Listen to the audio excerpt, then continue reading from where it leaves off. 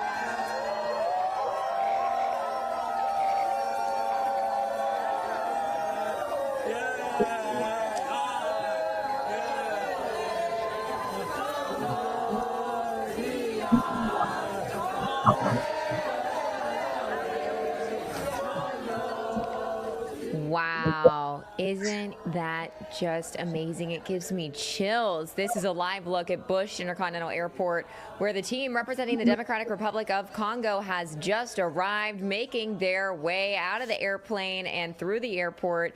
Houston is hosting the team's base camp. Their first match is at Houston Stadium against Portugal on Wednesday, the 17th. Good everything. Zamunda has arrived. A delegation from Zamunda. They've arrived. Oh, Zamunda's not real. No, I know. Who is though? No, I know. I'm just playing. Because people, it's like Wakanda. They be like, oh, Atlanta's Wakanda. No, T.I. Atlanta's Atlanta. Wakanda's not real. Correct. But what is clear is that, yeah, when you put on some leopard skin, it is funny though, isn't it? Because that is the kind of cultural meaning making connection. Which isn't a bad thing, I guess. I was going to say, Zamunda allowed us, thank you, Eddie Murphy, to imagine what it might look like. And then, Wakanda came and said, hold my beer. And then the Congo was like, no, real. No, for real. No, this is because I think we have been shrunk. We've been tightened into this very narrow way of looking at ourselves and one another, that through art, is where we are able to expand that. But then we realize there's a reality that's even bigger. There's a reality that's even bigger if we allow ourselves to lift our heads up and look around. That's absolutely right. For those who want to do a little bit more beyond that, you look at 97, organization in 97, remembering Patrice Lumumba, you will see how those things converge, as you say. I mean, which goes back to the mid-'60s with Stan Lee and Jack Kirby, when they thought that, we talked about this several years ago, when there was some concern, Marvel, that Black Panther was a little too close to the 1966 Panther Party, founded in 66. And so for a couple of issues, as they played around with him in Fantastic Four and other places, they referred to him as the Cold Tiger. The Cold Tiger was a nickname for Patrice Lumumba in the Congo. So the whole metaphor of vibranium for the natural resources of Africa, and it's no accident that Wakanda is, the fictional Wakanda is in Central Africa.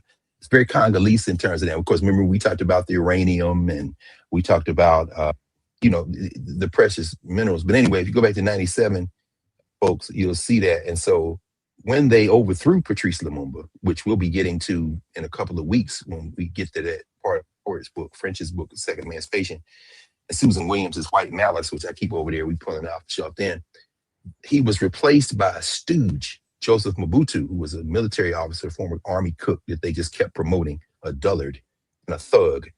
He immediately changed his name to Mobutu Sese Seko and changed the name of Congo to Zaire, claiming something he called authenticity. We need to get back to our African roots. And the people, followed that, but also understood, many of them, didn't articulate it under threat of death because he's being backed by the Belgians, the French, the United States, that you're using a cultural cover to your complicity with these Europeans who had to get Lumumba out of the paint because he was the real life Black Panther. And like Wakanda said, we ain't giving y'all no vibranium. He gave a famous speech, said all our stuff will stay in the ground until we develop it. I'm saying that as a background to say this. Mobutu favored a leopard skin cap, and he carried a staff, and he always had African clothes on. This, in order to buttress that image, that's one of the reasons. That's the main reason Ali fought in Zaire. Don King and Mobutu made a deal, and before they fought in that very stadium where he knocks George Foreman out, Ali, they had cleared the place of all these dissenters. They had locked up thousands of people in jail.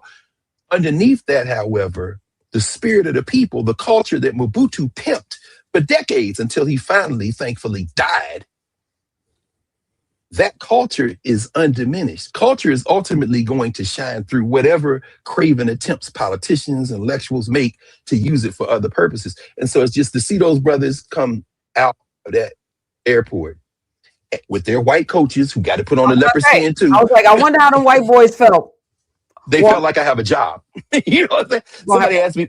Somebody asked me this week, and you know this better than I do. You know, why are all these white coaches in Africa and the Caribbean and Latin America? It's because they still export the coaches from Europe. You think that's different than the Pat Rileys or the, you know, but we're catching up. You know, shout out to the Somalian referee, who we'll talk about, the best referee in Africa, who they gave a prize. No, in the world, Dr. Carr, in the world. In the world, but I like to say Africa first because I'm like August Wilson. The black example is the best in the world. But yeah, absolutely. So, you know. It was also nice seeing, I think it was an Asian, on the cheering, like between the NBA finals and this World Cup, we're getting to see that all of the borders that these people drew out in a room somewhere in Belgium or Great Britain matter. It doesn't matter. None of these borders matter. No. And we're probably more locked in to watch Nigeria root for Mexico because Mexico was playing South Africa, which is African, but I was like, yeah, we're people. No question. Well, yeah, and many, so many Africans, as we know, the running joke among African people, certainly on the continent, is that France is Africa's second team. Because if you take all the Africans off France, they don't qualify for nothing. They don't qualify for the neighborhood cup, much less the World Cup. Listen, I went back to see what the teams that won last year looked like. African, it was Chelsea, mostly African. No question. Question. They played a team from France, mostly African. And so, yeah, this is the African Cup. And it's going to be increasingly that. No question. We see the aging stars that will be there. We see the up and coming ones, and always want to make Mbappe, who plays for the French team, although his people, I won't say he's Cote d'Ivoire. Well, I forget what the other one was from, but they both kind of always want to make him older than he is because he's been around for so long, but he's not that old, and neither is Mo Salah out of Egypt, who my nephew had me running around the Nile Valley when he was 11 years old looking for a Mo Salah jersey. I said, well, we ain't gonna find no Mo Salah jersey. This is the national hero of Egypt. But you're absolutely right. And it's gonna be hard for them. In fact, I'll talk about this in a minute. There's an op-ed in today's FT on this very point you're raising. You can't mess up the World Cup. FIFA's gonna try. That silly FIFA president who put the FIFA headquarters in New York in Trump Tower and who's giving Trump a made-up peace prize, he's going to try. Yeah, and the people that can get off in the middle of the day to come to the airport, which I don't know who those people are, but like you see Asian people, the people who are going to cheer the most ain't going to no games because they can't afford it. Haiti, shout out to Haiti. Haiti is playing in Philly. And I already heard from a shower of people in Philly, a lot of Haitians and non-Haitians, just black folk, we can't go to the game, but you better believe when they play, we're going to be at the bar, we're going to be at the club, we're going to be wherever you are with the big screen. We're going to have the TV outside in North Philly. We're going to be white. You can't mess it up, Rob. It was like the NBA Finals, those watch parties outside the Garden, then Bryant Park, then Central Park, and Harlem were so much more inspiring than the $8,000 seats inside the garden, which is why when that bag of pus showed up and ruined the vibe completely. Yeah, he did. Yeah, he did. And it also exposed Dolan, who then tried to pick a fight with Mamdani and tried to blame him for there not being a watch party outside the garden. It was him. But the city revolted and people were saging. I saw a white boy with some sage. I was like, what you doing on sage? Which ones I saw were the sisters. They was out there. You know, the sisters always gonna sage you. and then they had to bring the Wu-Tang. The Wu had to cleanse at halftime because it was a tight game. But when the Wu came and they said they're nothing to foul with, it's just like about that. How about that? Nothing to foul with. And then as they walked off right at the end, what does the Method Man say? Nixon 5. They down by almost 30 points. The last thing they said on the mic as they finished performing, Nixon 5. And damn it, they did. You're right. It was like they gave me chills. Yes. Come on, METHOD man. The man, no question. It was a beautiful thing. And in fact, it's Mamdani is whatever else he is or isn't, his political instincts are just, I don't know that there's a contemporary politician who has better, and I think it's got to be rooted. It doesn't have to be rooted, but it feels like it's rooted. It seems like it's rooted in just good character. In other words, there's a spirit of generosity. Like when Dolan says, oh yeah, Mamdani messed up. I said, no, man, you asked me for a permit for up to 999 people. We granted it. You could have, oh, you know what? No problem. I'm calling the NBA. Well, what's he getting ready to do? And I'm not talking to Adam Silver, who is so deep in the tank for Trump. God bless, Charles Barkley and them, Shaquille O'Neal. Now, what's the boy's name from Golden State? The forward. You know what I'm talking about? Always. The one that's fighting. Now I can't stand him. Yeah. With his daughter, Draymond Green. Yeah, Draymond Green. Now Draymond Green's sitting on the end of that panel. Mm-hmm. Okay, but Shaq looking straight ahead, like ain't nobody buying this bullshit that you selling, Mr. Silver, about your friend Lord and Master Donald Trump and your friend who owns you as well, Dolan. It's great to have the president here. No, that bad juju broke the Knicks losing streak, did all that. But what cracked me up was when Dolan tried to blame Mamdani. Mamdani was like, no problem, I'm calling the NBA. Wait, what just happened? The game is streaming live, bus stops. I'm like, this dude is, I don't even, you know what I'm saying? Listen. And here's the thing, I used to talk to somebody, they would say, I'm not feeling this. I would tell them, I'm not feeling this when I was young. And they say, you have to act your way to good feelings, right? And sometimes whether Mamdani is pandering or whatever, his actions matter. They matter, and you don't have to believe that he is whatever. He's acting, the potholes, he's filling them. The snow problem, he's going to get people out there and pay them. And pay them. He may be posturing, but he's posturing his way to goodness for the people. And I can't be mad at that. I played a clip of his mom this past week, who had to fight with the white people about casting Denzel in Mississippi Masala. About that. And she was like, Denzel said, yes, he's going to play this role. And more importantly, the story depends on him or somebody like him playing this role. You're not going to put a white person in because they asked for, can the leading man be a white? No, she said no, his mother. So, when you think about his dad and how he was raised, there is something to be said. Not all of us follow the lead of our parents, not all of us. But for the most part, his household had an edict. And it is shining through. And I think it's not a hard thing. I interviewed Cory Booker this week, and I'm like, it's not hard. Juxtaposition. I'm juxtaposing him to Mamdani.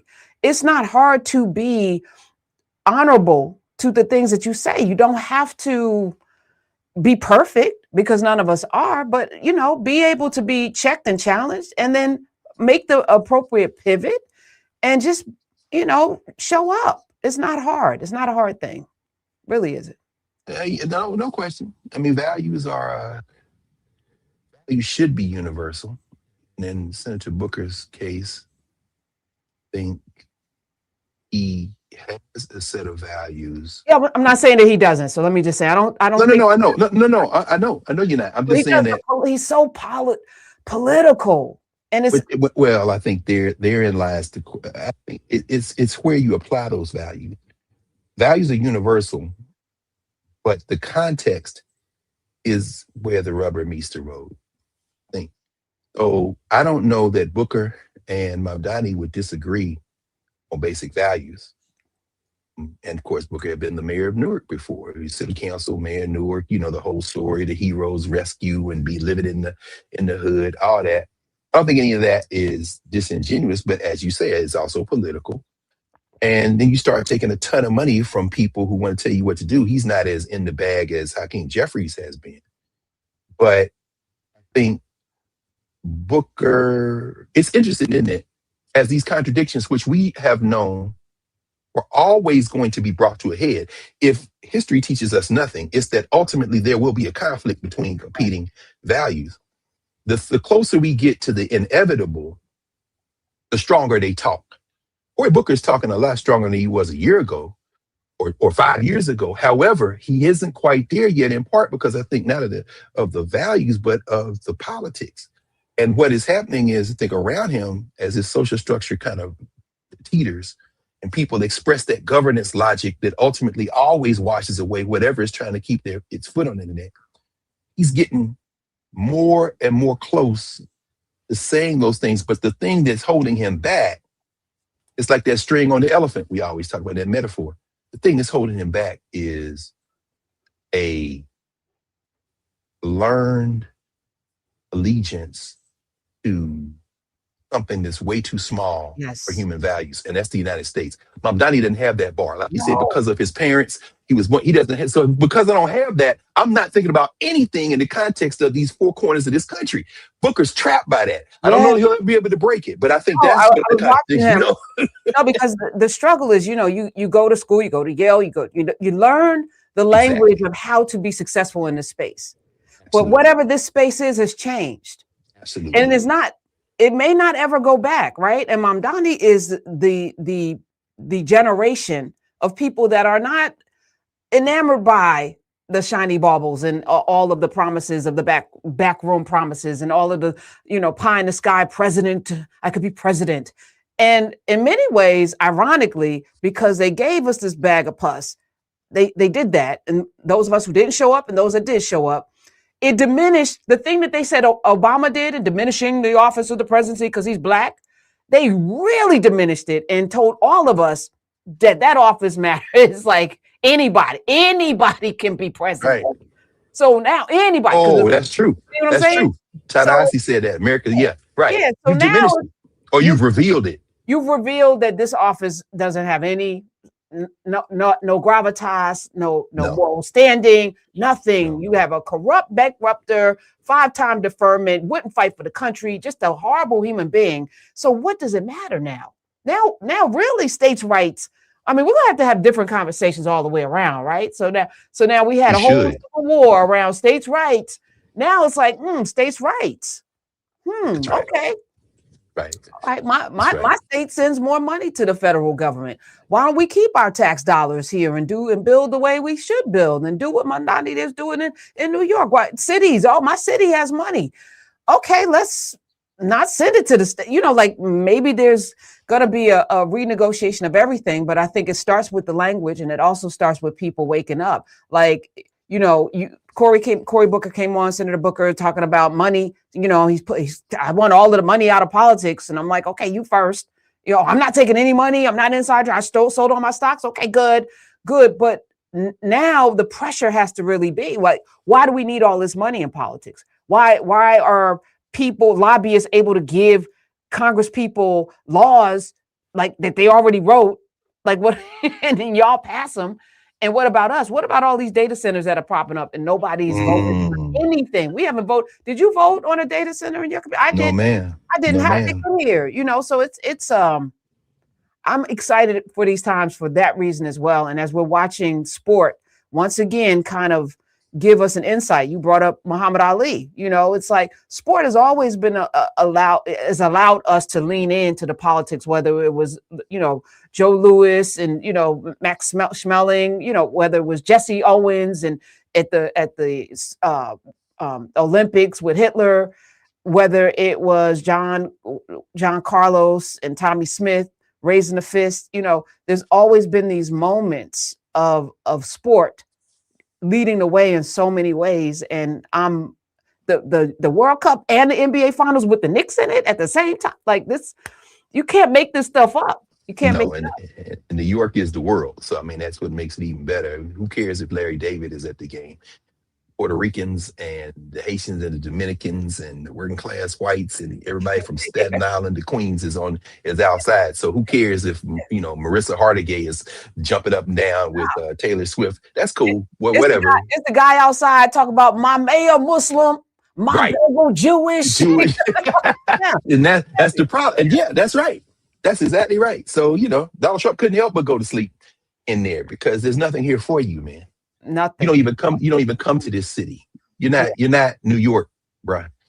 You can claim it all you want, but you're not, New York doesn't claim him. So New York doesn't claim him. That's how New York doesn't claim him. And this great melting pot, or as David Dinkins called it, a gorgeous mosaic.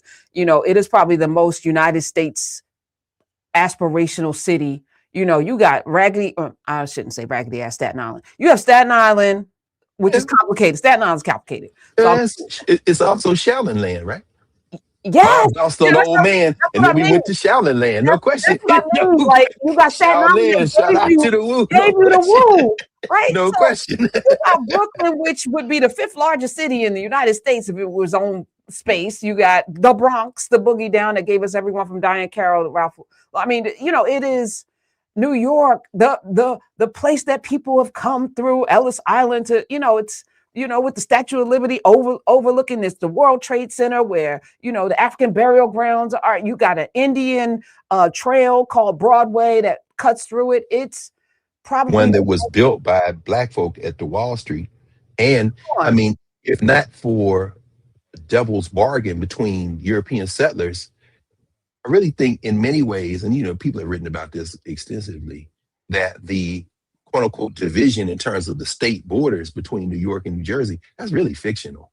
All of that region is part of the same gorgeous kind of convening. So people say New York, New Jersey, it's like, you really not saying anything if you understand that region. It's a whole big polity. You know what I'm saying? Yeah. New York, all that is part of the same.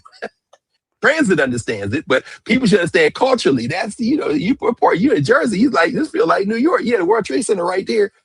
You get the PATH train, and in 10 minutes it's just a beautiful, and it's people from all over, like you said, the world. Yeah. It's not America, it's the world. And I think John Rick Clark used to say this. He said, New York isn't a city; it's a multi-ethnic nation. And that's why it can't be digested by the United States. If you're going to be a U.S. nationalist, New York will just make your head explode. Yes. Yeah. That's it. Little Italy is next to Chinatown, is next to a place where you can get the best Indian food in the world, next to the, in like 3 blocks, and you have this whole Lower East Side interestingness, it is. No question. And it's not Jersey, because Jersey had enslaved people while the rest of the country, they got to hold on. So Jersey's weird. Well, New York has slavery too. No, but I'm saying when the Emancipation Proclamation, we go into 15, Jersey's like, we part of the Union. We get to keep our people. Yeah, you do. Yeah. So Maryland, no question. So but all of that is part of the history and the tapestry of America, but also watching the people in the streets, dancing with each other. There was a guy in a yarmulke dancing to hip hop, and I was like, with his tootsies and his pants, orthodox. It reminded me of what's possible, in this time. So I want to lean on that.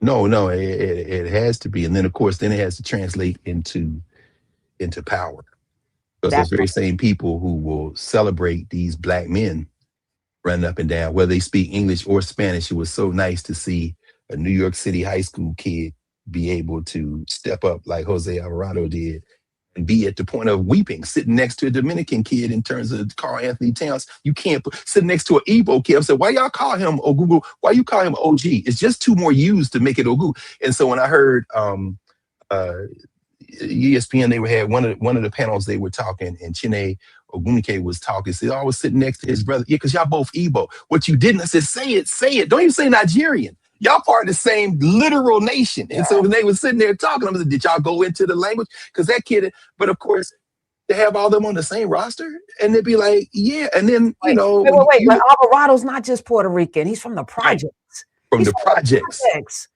And projects with them braids. I mean, y'all know who this is.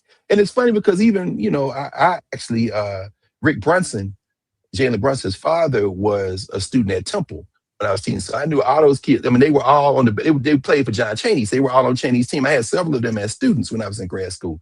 And so it's always cracks me up to see Rick Brunson as a grown man with a son who was a little older than he, because of course that's how Brunson is up at Villanova. I mean, that whole Philly crew. But then you realize your people, you got a bloodline come out of Jamaica. And so I'm saying, so Brunson, I mean, it's like, this is truly the world on the court for the New York Knickerbockers. I just wish that that Patrick Ewing and them, and you know, and even Latrell Sprewell, somebody say something about Charles Oakley. Whatever you say or not say, I just wish, you know, come on, man, y'all got OK come in the bill. I know he ain't gonna come in, but you should at least raise his name. Y'all scared of Dolan? You know, what the hell? You know what I'm saying? You worry about your tickets. Yeah, they are. Yeah, of course they are. Yeah. Of course they are. Of course they are. But I mean, but the power now has to transfer. How are you gonna transfer the power? Because we have the upper hand. If we will simply say, okay, y'all celebrating this, y'all. Now, when the game is over and you go out on these streets and you finish dancing, are you gonna call somebody the N-word? Are you gonna, you know, give them a raise? Are you gonna say, no, I'm gonna bring you into this offering so that you can have equity? No, you're not gonna do that. But your child gonna cheer for them. This is the problem, and it's gonna be renegotiated too. It's inevitable, I think. Yeah, it's inevitable. It just takes one. It just takes one of them. That's all it takes. Court to decide that they're going to stand up and not bow to this nonsense, and just stand up. And everyone, I assess this. I'm always waiting for everybody to wake up, and then I've realized that you don't need everybody to wake up. You just need a couple of people to wake up, because most people like to follow, even if they think they're leaders. They're not, because you see it in your life. Because leading is painful, you know, being out front, being the first person, you know, you're usually going to catch the blows. It's easy to lead from behind. Wait, oh, okay. All right. Is the path clear? Okay. That person already got taken out. All right. Like you talked about Lumumba. What the hell? You know, like nobody really wants that smoke. So when people claim they want it, I watch how they move, because it really requires you standing up when nobody else is willing to. So that's all it takes. That reminds me of what you just said. Reminds me of another of your guests this week, my long-time friend and brother, Eddie Glaude. You know, this thing gets closer to inevitable. People talking a lot stronger than they have talked. So, you know, Eddie, when he wrote Democracy in Black, sounds a little different than Begin Again. You're going to lean on James Baldwin. With this latest book, American USA, that conversation y'all had, I thought it's important on so many different, I don't say levels.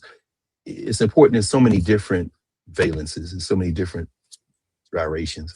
One of which is, as you said, the importance of language and the importance of having a place to stand when you not only are challenging power, but when you're trying to build something. And I thought that you pushed him to do, I mean, like so you talked about the Hillary thing, you know, as everybody does whenever he opens his mouth, which is kind of sad, I think, in some ways for him, because he ain't never going to do that down. But I wouldn't let it go. No, I don't think anybody will. And because Eddie, you know, it's funny because I was reading his book in Tulsa. My copy was here. I wasn't going to travel with it. I mean, when I travel, I try to pack a bag with stuff that I know. So I would go, but when I was on the way down for us, when we were doing the live in class, in between when we had the tour with Chief, and I stopped in the bookstore, saw it on the shelf. And a lot of times I like to read things in places because that reminds me, it ties me to the page and the place I was. So yeah, I had been reading Eddie's anyway. So I said, let me sit there. And, you know, the first page, which I had already read, but then rereading it there in Tulsa, I just started laughing because Eddie Glaude 10 years ago, maybe 5 years ago, he wouldn't have written I do not love America. He just wouldn't have written that. I mean, there's a, so he's trying, but I'm saying, but what you pushed him to grapple with, I don't think he would have written it, not in that way. But you've pushed him to do two things, it seems to me, many things, but the two that come to mind in this moment as you're talking about it and when we think about it. One is continue along the path of coming up with the courage, which is why when he tried to compare Urban View and what he's no, it's very different. Pushing him to, okay, keep going. Now you might have to give up more than Joe. Then he may throw you out the house, but just keep going. It's cool. I see where you go. That's the one thing. And then the other thing I thought was just fascinating to me was many things, but this one comes to mind now, is the discussion about public intellectuals. Yeah. Really, because it's an important, I would never call him or myself or anybody a public intellectual, because I never forget there was a book, and I had my students read it in South Africa one time on the misleadership class. I forget the guy who wrote it now, it's been so many years ago. But what he said was that public intellectuals are often, among other things, public intellectuals are often people who sound smart in public. And so that's, I'm sounding. When he described himself as that, I was like, who told you? He answered your question.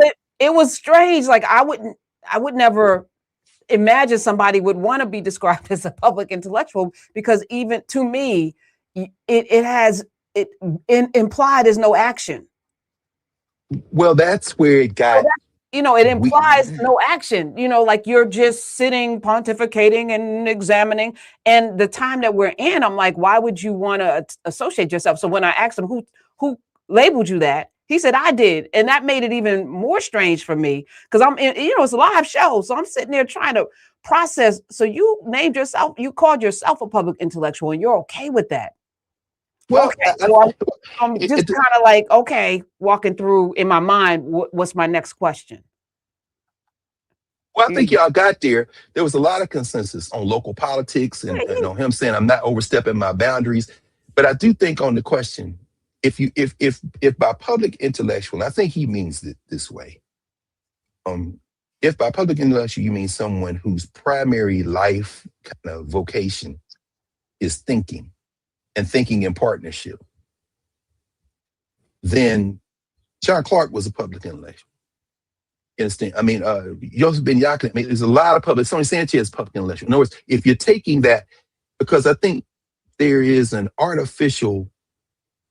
an artificial separation between people say thinking and speaking and doing. Because after all, y'all was talking. Right. And so for some people say it's just words. No.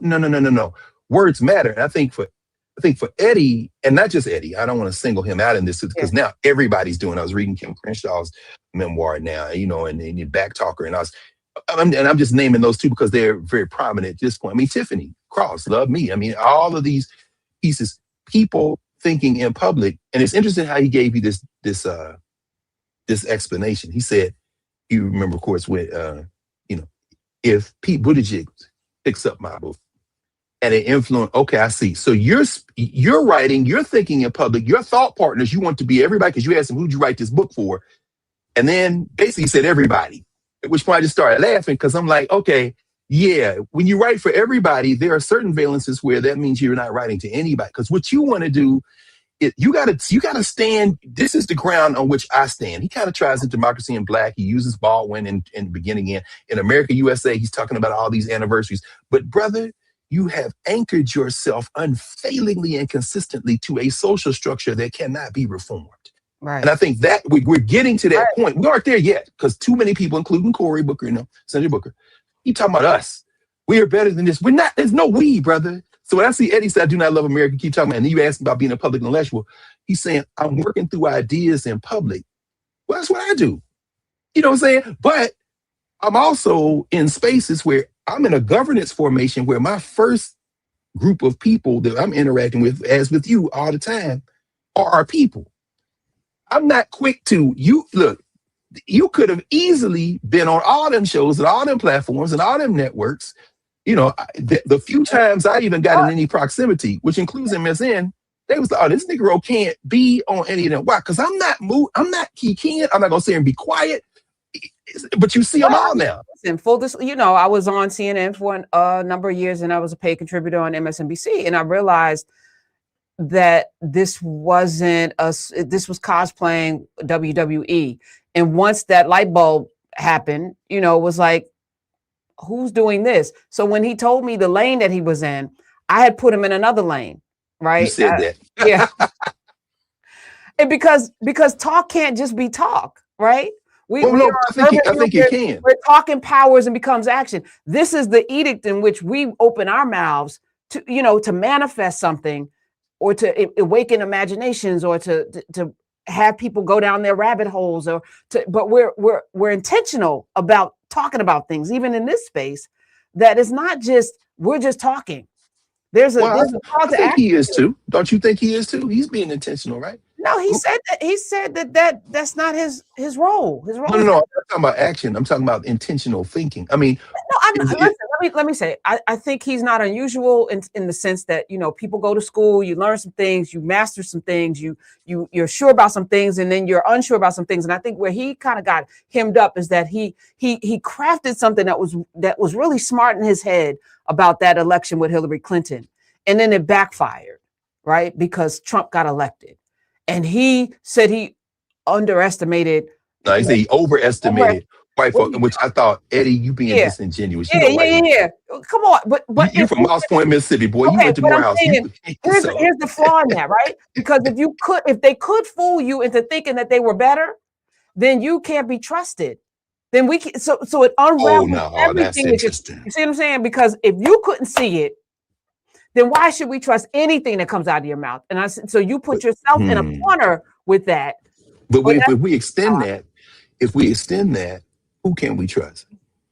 Because I would include in people, if that's the bar, if that's the barometer, would include in that barometer anyone who still holds we as the United States of America as a person that can't be trusted. Correct. But I don't know that necessarily. That you heard what he said. If you had heard, if you knew more, like for example, when you started talking about how theory is organized, and I thought in a minute I said, okay, she's gonna say something about narrative too. I mean, she's gonna say something about these independent, completely detached. But then he said, yes, I went through that stage. That same. This is all of them. Yeah, I had some red, black, and green. I had a dashiki at one time. Right. Eddie was part of a group in undergrad called Kemet. Kemet was and is a fraternity of African people, of young undergraduates who rejected the notion of the Greek letter organization. This sister organization is assent. And so as he was talking, I'm programming it what I know, and I'm thinking, okay, this is the same thing all of you Negro academics do. I went through my Black nationalist phase, but guess what? The Black nationalist phase ain't go through you, my friend. So in terms of trust, now they coming back talking a little bit more husky, and I'm saying, keep going. You're going to go back to that thing. And I think at that point, we're going to see what happens, because there's going to be a purge. We've already seen it begin. So I'm going to dip out. But just to put a final... This is good. I think I'm glad we're having this conversation, because again, it was just fascinating to hear y'all in conversation. I think everyone who can bring someone a little bit further is useful, right? Where I am and where I'm going, every day that I learn, I'm also expanding. I'm also apologizing to myself for what, okay, this is wrong. And that was the other thing. We have to be able to apologize when we're wrong. We have to be able to apologize when we're wrong, if for no other reason than we show young people what that looks like, and to still step forward, right? Like, I was wrong. He said he was never going to apologize. But what he said was, didn't he say, I'm never going to apologize for advocating on behalf of Black folk? Now, anytime I hear a senior, well-heeled Negro academic refer to Black people as folk, I know, to me, that's the trigger for me, because I'm like, that's the class thing you try to disguise with whether it is not. But when he said that, I think it's almost like a refracted apology for the Hillary Clinton, because you forced him into it. But the thing he wants to hold on to, which I think is authentic, is I want my people to be okay. And the other thing that triggers me is when they put it on the babies. It's like, we got to protect our children. Here's how you know that's not true. Because Then very next day, like we did on Urban View, Oh no. what did we start? I was like, okay, no left, right politics. I made a decision. We're not going to deal with Democrats and Republicans. We're going to deal with power in each city, right? So what do you need? You live somewhere. Like, let's get busy. Who can get it for you? Let's get behind the person and let's show up for ourselves, right? So if you care that much about the, Democrats are compromised, which they are, the Republicans are trash, whatever, where's the third party? Or where's the other arm of the party? Because Mamdani ran as a Democrat, right? And it was able to come in as a progressive. So the AOC ran against the establishment. There are ways. I didn't see a groundswell of a new party. And it's been 10 years. It's been 12 years. It's been 12 Well, years. Where's the thing? I think it goes right back to where you started a few minutes ago. This isn't. It's a federated state, but it's stitched together because of the settler colonialism and the not compromises, the concessions that had to be made from its beginning, from between those who had us where human trafficking was legal and where it was illegal, the westward expansion. Do you stop at the alley? Do you keep going? All of that created a Frankenstein. The United States of America is a Frankenstein monster. And so Mamdani could do that because you got the Working Families Party, you got the Socialists. In other words, in New York City, there are many parties, but as Eddie pointed out in y'all's conversation, DNR are the structural formation today that have to be populated. You can't do what Mamdani did in New York City in Mobile, Alabama, because only DNR. He could have done a better job explaining that. The Greens came in, but our politics is so deeply immature that we only look at the horse race of every 4 years. And so he got there, but you pushed because you pushed him. If that was so important, then that would have been the and especially since Trump ended up getting elected, because you told people in the states that that don't matter. But you said. Yeah, no, and it was a strategy, because I was even telling people to register as Republicans and show up in Republican primaries and states. Which you said. Right. So all of that needs to be reexamined. But at the point that it didn't work, or at the point that we got this thing,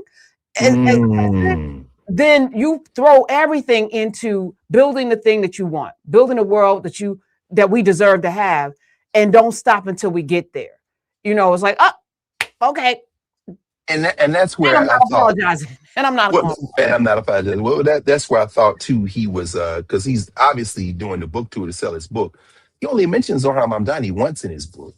It's very late in the book, and it's for the example of Mamdani being criticized by Vance for not being grateful to be in America. It's not for what you're talking about. What's the political strategy in a federal polity where there are certain possible ways to be in a New York, or, for example, in a Washington, D.C. here, where they have ranked choice voting? There are many, and this is not a new conversation. This is a century-long. And so for me, if you're going to be a public intellectual, if we're going to take that phrase to mean something beyond just a kind of pejorative, then you got to think in public. You got to take a higher standard, brother. And don't do it in this celebrity culture model of this is original thinking. The force is in the momentum of memory. Because if you're going to talk about this, and you're from Mississippi, then you need to go back and re-examine what happened in Mount Bayou with, Isaiah Thornton. You got to come all the way forward. Yeah, and that wasn't this book, though. That wasn't. Well, but it purports to be. You know what I'm saying? This is you want people to look at you. You got to bring your ancestors with you. Don't do that. This is the problem with publishing, right? So this book was like, 16, maybe 12 to 16 months out. So at the time that he finished it, might have been 8 months ago, right? And then you could add stuff in, because there's different rounds of edits where you might be able to add a couple of paragraphs here or there, which is probably why Mamdani was shoved in, because probably when he started this book, Mamdani wasn't even thought to be mayor. You know what I'm saying? So it wasn't even a possibility. He was polling at 1% a year ago. Very good point. So, a very good point. But this is the problem with modern publishing, is that people are stuck writing a book that 12 months from now may be irrelevant. And then but if it's not Mamdani, is London Breed in San Francisco. It was the mayor of Buffalo. In other words, there are examples that he didn't need Mamdani to make that point, or that you made on third parties. He could have made that point without Zohar Mamdani. You know what I'm saying? Correct. But again, if you're narrowly focused on a theme, and then you got your next book, that's maybe another thing. This books as commerce.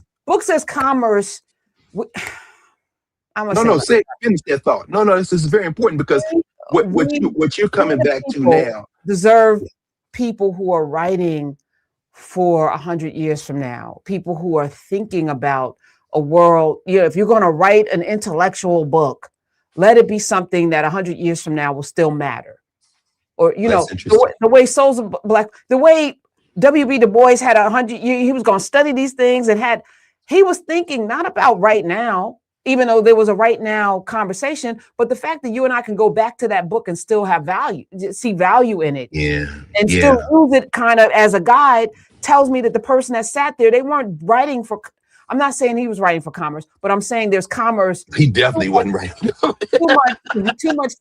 Too much is tied to commerce in books or profiles in books or getting out there to promote books, and not, is this book an important book? Yeah. Why should we have this book? What am I getting from this book that I can't get from any place else? And if you can't answer that, you shouldn't do a book just because you are contracted to do a book. And that's the other thing, because there's contracts now. You got a 3-book deal and you may only have 1 book in you. I think about Harper Lee. She only won. It's Harper Lee. Yeah. Yeah. Kill Mockingbird. That lady didn't want to write any more books. No, Ghost of the Watchman. They did that after she died. She wasn't going. Right. Ralph Ellison with Juneteenth. Ellison never published Juneteenth. Yeah. Invisible Man was, his essays were great, but yeah, you're right. Yeah. You're right. And that's fine, because most people only have 1 good book in them, if we're being honest. I'm just 1 good book. That, huh? If that. But Du Bois, I think this is the evasion of Du Bois that is so problematic, which is why, having watched the recent documentary, like, if you weren't going to at least supplement and complement Louis Messiah's great work, Biography of 4 Voices, don't do it. Du Bois is frozen in that first decade of the 20th century by the souls of Black folk. I mean, if you took everything else away from Du Bois and said you can only have 1 book, we'll probably say it'd be Black Reconstruction. But because you can't deal with Du Bois 30 years after Souls, you keep going back to double consciousness. Not because Du Bois didn't do exactly what you just said. Question himself, reform, say, well, I was wrong about this, but I was right about this. And then it's the same thing when people at election time pull out that little essay he wrote, I Won't Vote, and ignore the fact that he ran for Senate and got a couple 100,000 votes in New York. But they need Du Bois. Instead of being a whole person, they need pieces of Du Bois. And to trap him 60 years before he made transition in Ghana, because he was like, chin up and fight on, to trap him in 1903, y'all are disrespecting Du Bois and you're evading Du Bois. There's some very powerful truths in Souls of Black Folk. But when you read at the end of his life, his 3-volume fiction, the Black Flame trilogy, he said, I'm going to show you my whole life through a fictional character. And no, I'm not going to deal with that. Let's go back to double consciousness. Yo, that was 60 years before he died. What are y'all doing? This evasion, I think, speaks to not only the failure of imagination. I wouldn't call it a failure of imagination. The charitable reading would say is a failure of imagination. You just haven't gotten that far. But as you said, as our brother Eddie said, that he overestimated white folks. That could be read as naivete, but I don't accept it as naivete. What I'm saying, you still looking for an escape route. You know damn well who those white people.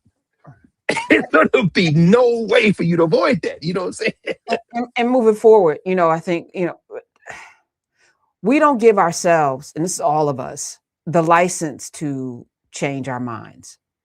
I think too often people, they look at that as a failure of character or whatever, to say, I believe something different now. And that I'm open to believing something different tomorrow. As more information comes in, because there's more information. We are not just immature, as you said, we're a nation of children, but we're also obstinate in the way that is counterproductive to our growth. Michael Harriot talked about Harriet Tubman flying. We had a conversation this week, and I watched. I'm like, man, he was rehabilitating Cassius Clay. He got real quiet during Reconstruction. Don't forget that part. But anyway, go ahead. All of those to me are just threads that, if you are a person that is here to really experience life, then you're going to pull on those threads and go find for yourself all of the things. Well, there it is. And so that's what I'm saying. People are like, okay, this is what I know, and I don't try to challenge me, because then I have to change, and then I'll fight you. I will kill you to not change, and this is what we're in right now. So it's interesting. And that's why I'm glad that, maybe through art or through sports, people can get a little bit more malleable and bamboo like in their, understanding of each, all of us, each other.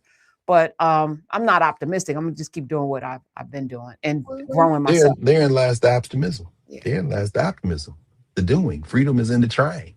Hey, that's the answer to liberation. So, yeah, I'm glad you mentioned that too, because artists, there's a coalition now. I think they call it No Ice in the Cup. So shout out to all those artists in the 11 cities where the World Cup matches are being like that being held. Yeah, if y'all look up No Ice in the Cup, you're gonna see people invited to do art everywhere. They like, nah, because what y'all doing, y'all not gonna send y'all goon squad to the stadium, to the watch party, to the street. You punk ass nationalists. No ice in the cup. So, and this is across Canada, Mexico, and the United States. Of course, the target is the United States of America, the criminal, the most criminal in the enterprise. And shout out to the Canadians. Shout out to the mayor of Toronto, who told the Somali ref, hey man, you can referee games up here. And then FIFA right quick was like, well, nah, but they all had to go to Miami for training. Well, F you then. We don't care nothing about that. In other words, the United States of America is not quite in the rear view of history, but it's coming. Right there. It's like, we're past exactly. And as Xi Jinping said, hey, y'all, we can repass y'all, so don't get caught in this stupidity. You know what? Don't listen to them. Let's just keep going.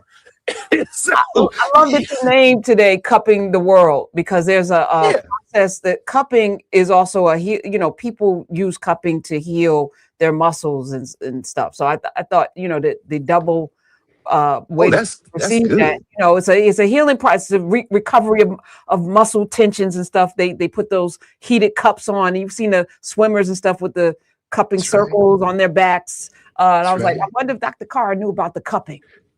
Know about it, but I didn't think about that metaphor. And what you just brought home to us is so very powerful, because even in the conversation with Eddie Glaude, y'all got to the point where there was a consensus that he articulated after having been pushed around the local power that people have to organize from inside out, before you get to the federal level, before you get to the international level, which has to inform the local. But the local is where you have control, which reiterated something that you say all the time, which you said in the conversation with him, is, what can you do to change the immediate conditions? What's the closest thing to you, and how can you act? And we all have the capacity to act in that way. And so I'm glad that you raised the metaphor of cupping in that very specific regard, because that's a very local application of healing technique. It's not a full body thing, although ultimately it will impact the whole body. Let's localize this. So in fact, cupping the world, that's a beautiful rendering of a metaphor, because there are those who think that you can swallow the elephant whole, that you can somehow surround the world. In the fictional rendering, that would be somebody like Tony Stark, who said we could put a suit of armor around the world and protect ourselves from the Thanoses. In the real world, that would be a bizarro Tony Stark, Elon Musk, who thinks that somehow you can cup the universe, who basically just fleeced people out of trillions of dollars based on what was described in the Financial Times weekend this morning as science fiction. That you're going to have 1 million people on Mars, so therefore give me all your money. And I like the way that we'll talk about this a little bit later in a few minutes. The New York Times had a long article on that little city, that little town he has colonized in Texas. Even as we see the governor of Texas, double-mouthed piece of work, Greg Abbott, now calling for checks on data centers and regulations. Oh no, my friend, you're the one giving out tax breaks. Now he wants to pull back some of those tax. Oh, the monster's beyond your capacity control, right? But in the New York Times, the article was Elon Musk is colonizing the world. Exactly. The pipe dream, the illusion, which will ultimately burst as a bubble. And then all these people who think that they should have had SpaceX stocks will be glad that they didn't get it, will be when he doesn't go to Mars.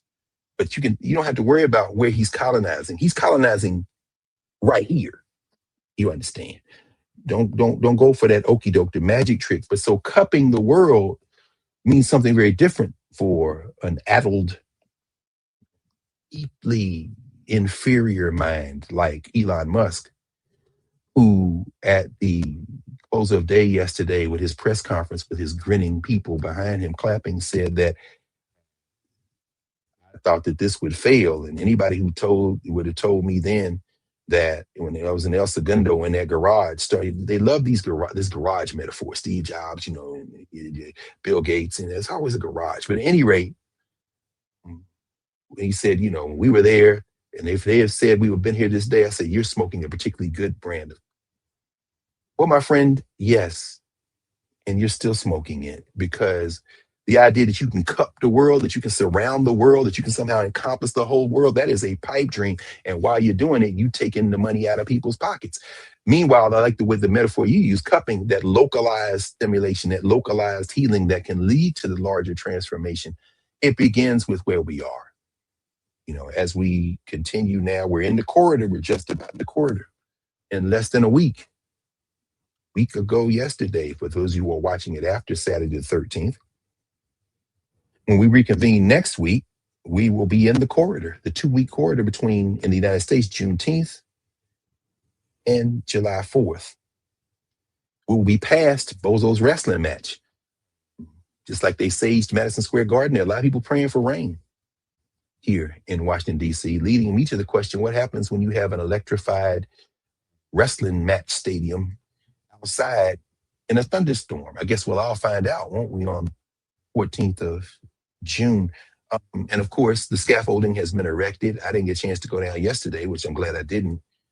Might go down today or tomorrow to see them take the Trump name off of the Kennedy Center, not because John F. Kennedy is a particular hero, but because they're fighting like tooth and nail. They waited until late last night, really at midnight, to file another appeal. They've gone now to the white nationalist majority of the U.S. Supreme Court, having been turned back by the federal judge who said, no, you got to take that off by today. The Court of Appeals, Columbia Court of Appeals, has said, yeah, we're not overturning that. Now they've gone to their friends.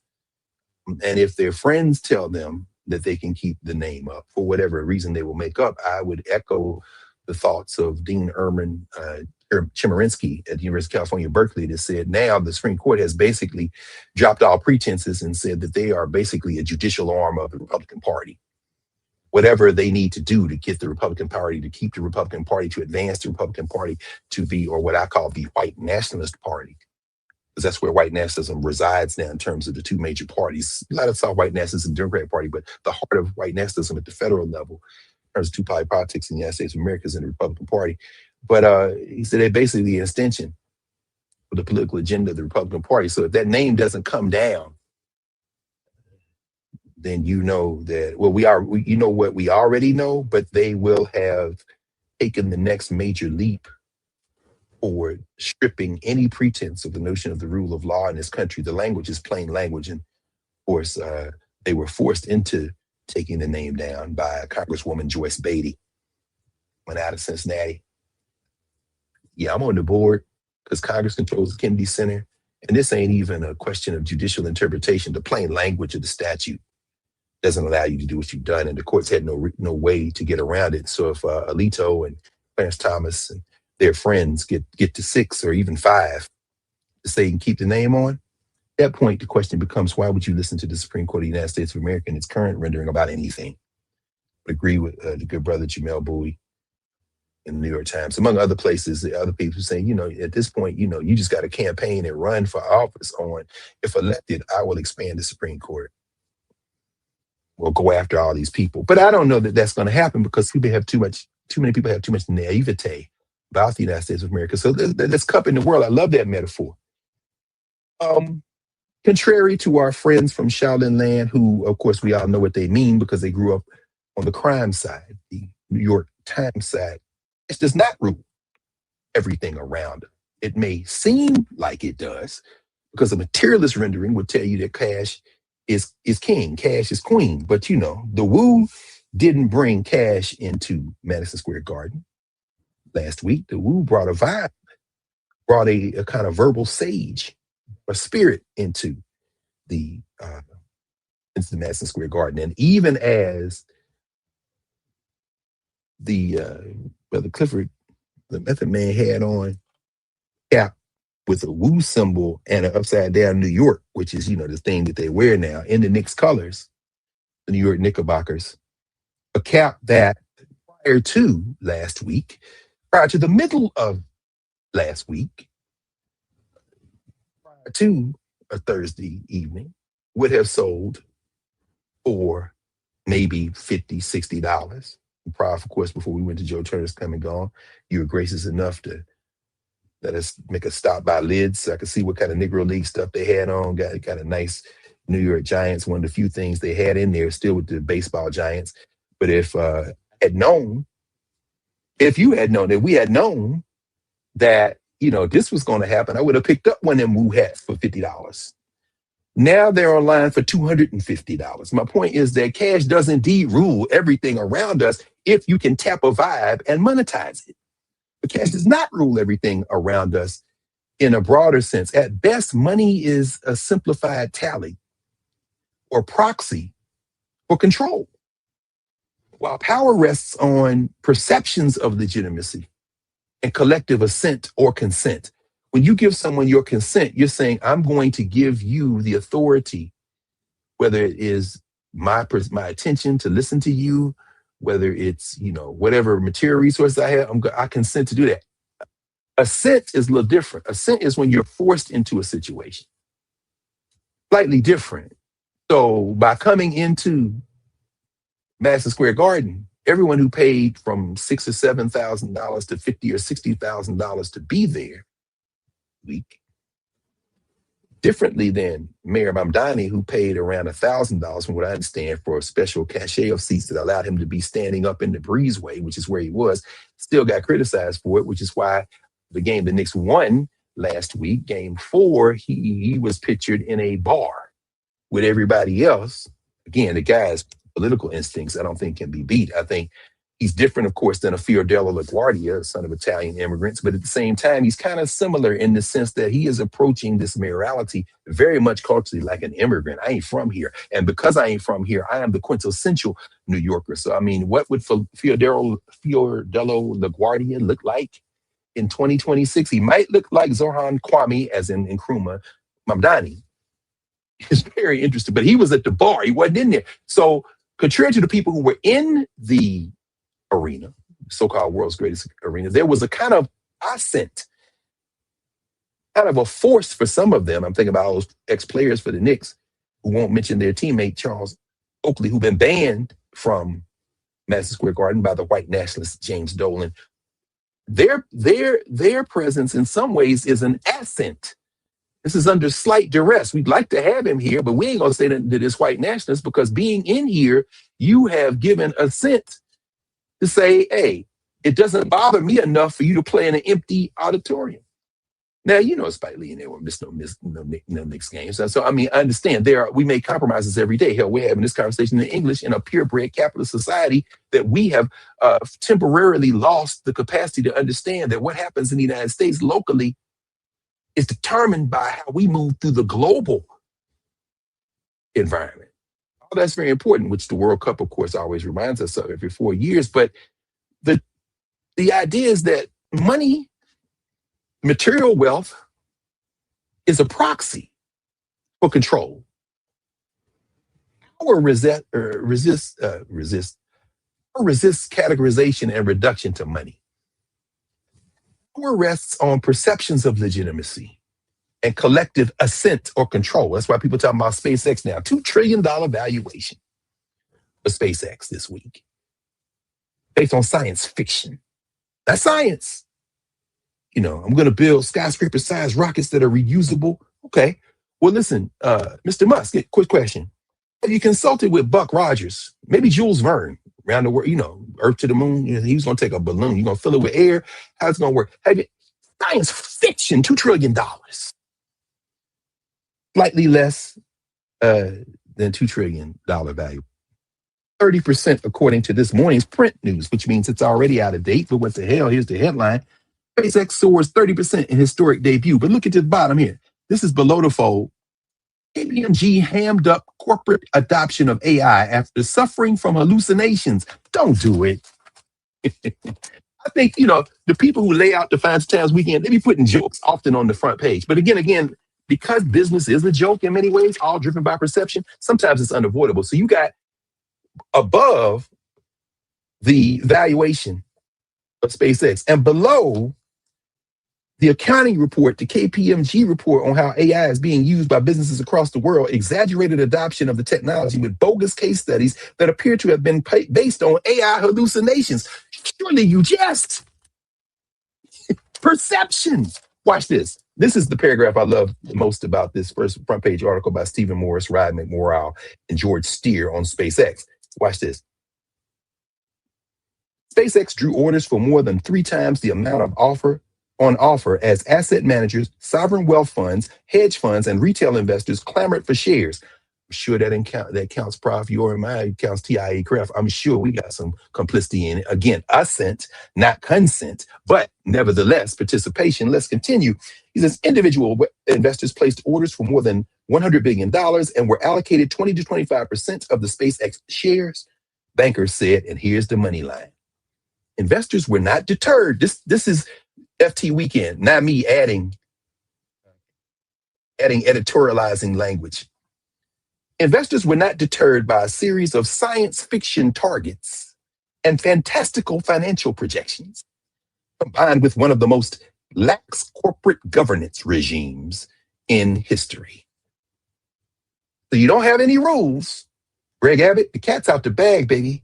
Mr. Governor of Texas, cat walking around. You got cat scratch fever, don't you?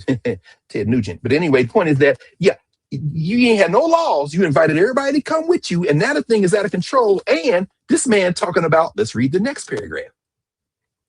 SpaceX, this is Financial Times, SpaceX plans to use the IPO proceeds for a range of projects. From its skyscraper-sized reusable Starship rocket to founding a 1 million-person strong colony on Mars, starting a lunar economy, and building a network of orbital AI data centers. That last one, keep your eye on the prize. Hold on. Musk stands to receive even more stock if he hits these targets and increases SpaceX's valuation to $7.5 trillion. Assume they'll hit the number that Bill Cosby used to throw out in the 80s, 70s, and 80s, and Bill Cosby and the Cosby Kids, 11 trillion. Let's continue. Perception. A portion must also go towards repaying, a portion must also go to repaying a $20 billion bridge loan. $20 billion? The guy's a trillionaire. You could pay, that's lunch money. Wait, no. A $20 billion bridge loan that the group took out in March. In March? You took out a $20 billion loan when you work. All right, keep going. That the group took out in March to back its merger with Musk's loss-making AI startup, XAI, and social media platform X. So you took out a $20 million bridge loan in March. Now you worth $2 trillion. Make it make sense. Oh, it makes sense. It's perception. Let's continue. We end. He says, they say, 3 of them, the writers, becoming an AI leader is central to SpaceX's case. Its prospectus claimed a $28.5 trillion addressable market. What's another phrase for addressable market? Rubes, stooges, people who've been run amok, bamboos. Anyway, addressable market. And analysts at underwriter Goldman Sachs, that's the underwriter. We ain't got time today. Tune into SiriusXM. We talk about this sometime. Have predicted 100-fold surge in its AI revenues to $322 billion by 2030. Where the trillions? By 2030, that's what they're predicting. This all speculation.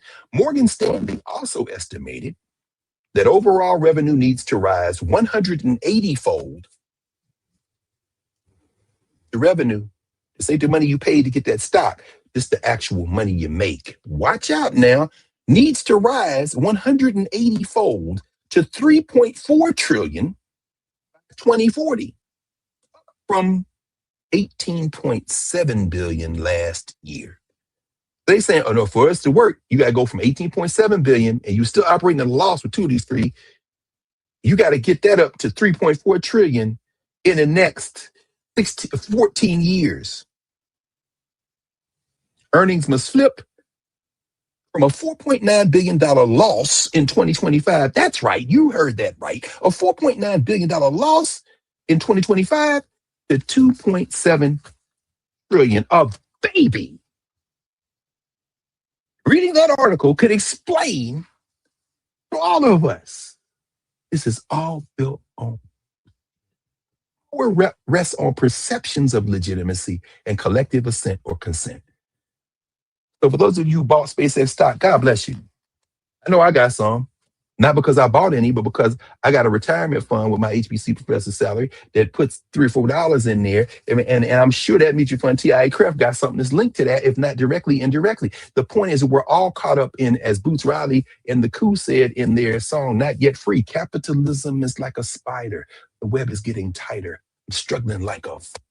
In other words, we are pushing back against a system that is made, as they say, or what I have become in this parasite economy. That's another line, another bar from Not Yet Free, the hip hop song by the Coup. It says, because that web is made of money, made of greed, made of me, what I have become in this parasite economy. The whole thing based on our stolen labor from the beginning and the stolen land. Now you've got an avatar, an Elon Musk, or the ultimate resolution of this confrontation. It was interesting to see and to hear Steve Schmidt, who seems to have found his conscience, even though he is partly responsible for Sarah Palin, which took the quantum leap to the next circus clown, to Donald Trump, which took the quantum leap to where we are now, who is now turned completely around and now attacking all this in the name of patriotism, whatever. So, you know, even a broke clock is right twice a day. It was interesting to say, to hear Steve Schmidt say yesterday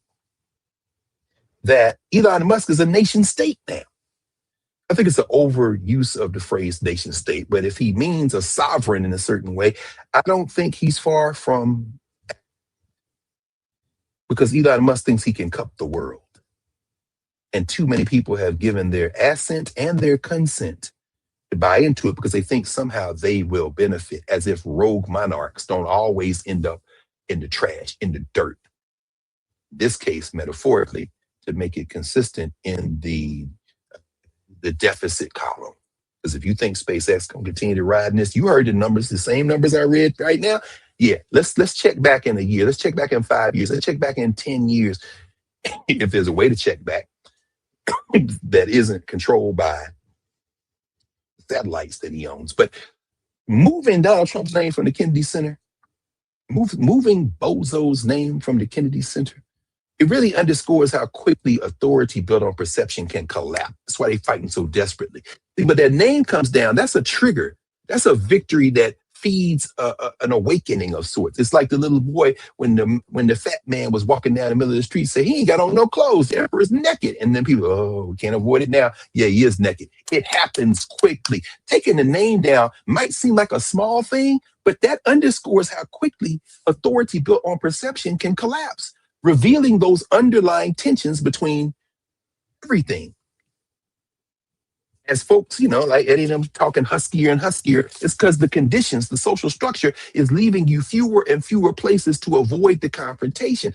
And now that we are in the corridor, the Juneteenth, July 4th corridor, we're approaching it.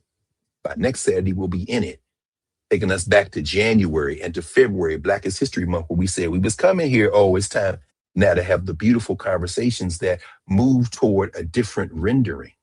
The Semiquincentennial is almost upon us, and these celebrations are speeding toward unavoidable contradictions and confrontations rather than consensus.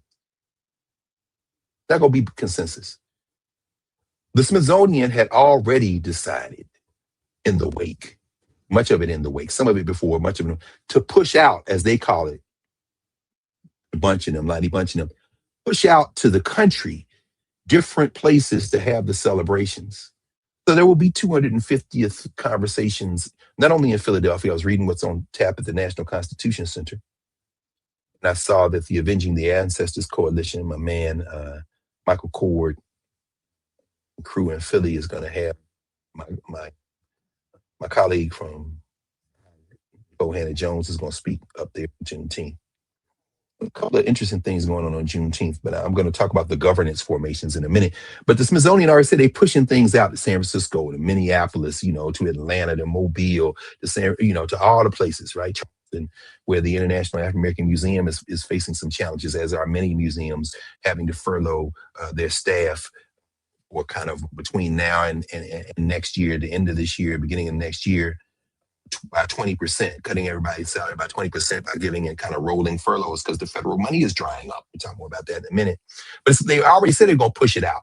Then it just accelerated with Bozo. So Bozo will have his hillbilly horde to send those who can afford it here on the United States Capitol over the next couple of weeks, beginning with Bozo's birthday bash, which if that thunderstorm hits that electrified loop that they built in front of the lawn, I mean, I might tune in just to see what will happen there. Maybe there will be, as Malcolm X said, a hot time in the old town. But as they descend here, the zoning already said we pushing stuff out. Maybe that has the unintended consequences of creating a web. What might be revealed, however, just like when Mayor Mamdani had the Knicks game broadcast on all the bus stops, that the white nationalists at Madison Square Garden tried to hang the lie on him that you couldn't have the watch party there. He just turned the whole city and region into a watch party. Maybe pushing these events out will reveal the underlying realities that lie just under the idea that this is a nation. It will be very interesting to see. But the struggle isn't just between powerful individuals, Elon Musk and, between Bozo and it. It's between individual ambition and collective opinion as well. This is why thinking in public, this is why the conversations we have, Prof, that we have here week after week after week after week, tie into all the other conversations, into a self-determining platform like Knarrative, and ongoing conversation in Nubia that is controlled by us, for us, that leads to connections and people bringing into the conversation. This is what we're doing. This is what we're doing. Reinforcing the fact that we're always doing something. But these tensions appeared everywhere this week. In these cultural meaning-making sporting events like the World Cup. It's not the World Cup and the NBA Finals. It's the World Cup. In the United States, it's the NBA Finals. Of course, it has an international dimension, sure, but the World Cup is the sporting event this week for the world. Countries like Congo, as we saw getting off that plane, Haiti, love Haiti. No question. We are all Haitians. You want to treat the Haitians a certain way. You want to tell them they can't have on their jerseys the movement and memory of the Battle of Vertier, which is November 1790. No, 1789. 1790, where the Haitians, led by Jean-Jacques Dessalines, defeat the French. And so you see on their jerseys at the bottom, I don't have it here, this is a different thing, but you would see at the bottom, they had a little picture of a brother with the Haitian flag with the red and the blue in it. Because remember, after the French sold out Toussaint Louverture, Catherine Elon sold together the red and blue in what had been the tripartite French flag and created the Haitian flag, the red and the blue together. And Jean-Jacques Dessalines is said to have taken that French flag and took his sword and cut the white stripe out the middle and say, you'll never confuse Haiti, the high place. You'll never confuse it with France again. And Catherine Elon is said to have sewed it together. And then later the white patch is added in the middle with the two human beings shaking, and underneath is the banner. It says in French, in unity there is strength. Yeah, but so they had the flag, they had the Haitian flag, that original Haitian flag with the red and the blue. But of course, FIFA says you can't be political like that. So you can't wear, this is FIFA. With the criminal in charge, Gianni Infantino, the maker up of the Trump Peace Prize given from FIFA gonna tell somebody they can't be political with the offices in Trump Tower? Ain't nobody mad at you. You can't kill Haiti's vibe. They get ready to be in Philly for all the watch parties. They won't be at the stadium. They can't afford it. Some people will be there, but everybody else gonna be watching it. I'll be watching it too. I hope Haiti bust y'all ass. It'll be a beautiful thing. But I'm saying all that to say that countries like Congo and Haiti and the other 46 countries that are making up the World Cup field this year in Mexico, in Canada, and here in the criminal enterprise called United States of America, that global audience is being reminded directly of movement and memory grounded in liberation and resistance narratives. Whether it translates into reality or not is another question. I was reading an article in today's Financial Times Weekend about debt. In fact, let me just pull this very quickly as we think about these African countries who are here, not just Congo. In fact, if I can find it quickly, if I can't find it quickly, it's an article about African debt. Actually, I think it's on the letters page, which I think is interesting. Yeah, here it is. How creditors retain the whip hand when dealing with Africa. It says that from where I stand, having worked and tracked sovereign debt in the global South, the problem is never about the conversation with voters, meaning people who vote in those countries. It's about the price of money and who gets it. African governments pay roughly 150 basis points more to borrow than their fundamentals justify. UNDP puts the cost of that bias at about $75 billion, more than all the aid the continent received the year it was measured. You can run the most transparent budget on earth and still watch the rate get decided in a room you are not in. Across 2022 to 2024, developing countries paid $741 billion more in debt service than they received in new finance. The poorest economies are now financing the richest. It's the richest continent in the world.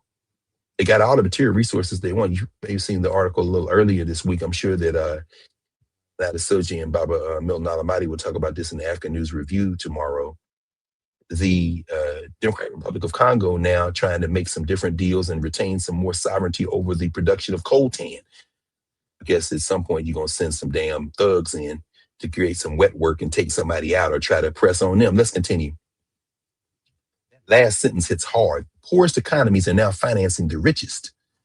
He goes on and says, there is a recent illustration, Zambia, out of default and trying to pay back a bond due in 2053 early. They want to pay it early to cut its own future costs. Had the move blocked. A group of bondholders who judged the terms against their interests. Yeah, because you want to string it out. We're going to pay y'all early. Oh, no, you can't pay us early. It's against our interests. Some of us tangled up in it. No question, this web is made of money, made of greed, made of me, or what I become in a parasite economy. So we talk about America, we got to do better. No, you need to give up that U.S. thing because part of your retirement pension is based on the fact that these bond people who are issuing these bonds is holding up people who look like you so they can make $5 more for you. And the problem is too many of y'all would say, I want the $5 more than I want the solidarity of these people who are struggling in a government trying to balance the budget. And I believe what they say when they say African governments are corrupt. You living in the United States of America. You got an octogenarian falling asleep with his granddaughter next to him, a straight up criminal. And of course, the running joke this week, the jokes write themselves. You had Benson and Stabler, celebrity sitting there. And the biggest example of somebody they needed to arrest on Law and Order Special Victims Unit, ripped from the headlines, sitting in the skybox next to another criminal, Jeffrey Epstein, meaning release those files. Let's continue. There's the government was forced, Zambia that was, add $65 million and call it a final offer. A solvent country managing its debt by the book still has to negotiate for permission to repay its own debt. That conversation happens with creditors. Voters are not in the room. Gillian Tett, who was writing about this last week in FT, Tett ends by hoping for a bond market jolt big enough to frighten populations into accepting austerity. Yeah, you want to keep pissing on these Africans from the continent, Africans from the Caribbean, and here in the United States, as the debt explodes and they try to figure out ways to suck them $5 out of your Social Security account, Medicaid, Medicare, the people here, so that this clown pushing Tony Stark-based science fiction that Marvel is actually better at than he is in reality. 1 million people on Mars, and that's what you base an evaluation on, is getting everything he can, and the only people that can stop it would be you. Guess what? Steve Schmidt said this as well. You can nationalize the space program. SpaceX controls space. You got a president of the Congress that say we're nationalizing the space program. Go back and look at John Kennedy, the speech he gave at Rice University when he's talking about going to the moon. You can nationalize it. And then guess what happens to SpaceX's valuation? Is you don't run it no more. Anyway, continuing. He says, that ends by hoping for a bond market jolt big enough to frighten populations into accepting austerity. For a country that borrows in dollars, there is no calibrated jolt. The jolt is default, as Zambia found out in 2020, as Ghana, Sri Lanka, and Ethiopia. The debt conversation that counts in the global South is about the cost of capital and who controls it. Africa is already having that conversation. Oh, new continental credit rating agency last year in Lomé for a debt workout mechanism under the UN. That would be worth a column too. This was a continental African, by the way, who wrote this from New York. This is Xavier Mwamba. He was like, a word? Let's get out from under this debt by determining the fact and by recognizing the fact that the money is meaningless once the consensus is formed around enough people. You can count in dollars, you can count in people. Them dollars y'all gave Elon Musk are imaginary, but the people, when galvanized enough, can make a difference. It's very important to understand that heavily subsidized Musk's seizure of curated public imagination, because this is subsidized. This is subsidized in social structure, cultural meaning making. You make heroes out of these clowns like they're geniuses. They're not. They're drug-addled white supremacist clowns telling you science fiction, but it's curated. The cultural meaning making, the movies, the comics, the articles, the stuff in the news, curated as success. But it also intensifies debates over the role and responsibility of social structures, as well as the limits of the nation state concept, the limits of the state. The nation state is beginning to crumble in ways that we haven't seen since the beginning of these criminal enterprises about 500 years ago. That's why the long view of history is so very important. You can't look at this as to what happened this year or last year or the last 10 years or 20 years. All that's very important. You should look at, but you got to look at it in a longer view. That will give you more predictive ability and more ability to make very deliberate, cupping decisions in the living present. You might think that where you shop, where you buy, who you work with, who you work to build with is somehow inconsequential to these trillionaires, but it is absolutely the only thing that is consequential because they understand critical mass. You got to sell this bullshit till the kid says, you stink. Did you, Mr. President? You got to sell this bullshit until, hey man, this guy got on clothes. And at that point, you find out what's underneath that is not consent, but assent. You didn't think you had an option. This is why thinking in public is so important, because it should be supported and undergirded by methodology. No one should listen to anything anybody says because it's the person who is saying it. It shouldn't be based on charisma. It should be based on, it should be based on logic. It should be based on technique. It should be based on intent. It should be based on method. This is why a lot of people say that what we do in Africana studies, no, you're not. You're talking about Black stuff. That's very different. Africana studies, as I've said a million times and will say a million more times on my dying bed, it's about that, not the what. What is our method? What is our process? We develop those conceptual categories for a reason. It simplifies the questions that we can ask that will allow us to have complex answers that we can give ourselves, not waiting on somebody to tell us what to do. This Bozo's increasingly unstable vanity projects. These are vanity projects, distractions. They expose rising opposition at the intersection of all these forms of cultural meaning making. Knicks game's a metaphor. World Cup's a metaphor for the underlying tensions. They are reminders that meaning making cannot be reduced to market value, holding data, the stock prices, who yells the loudest on a megaphone, a microphone, a platform. Spirit, memory, and collective identity. They matter. Ways of knowing that undergird governance logic, they continue to matter. So the lessons are both simple and enduring. Reality is far too large to cup, to be contained in the imagination of a small group of people, or 1 or 2 or 5 or 10 people. In fact, I love the cover of this week's New Yorker. This just came in the mail yesterday.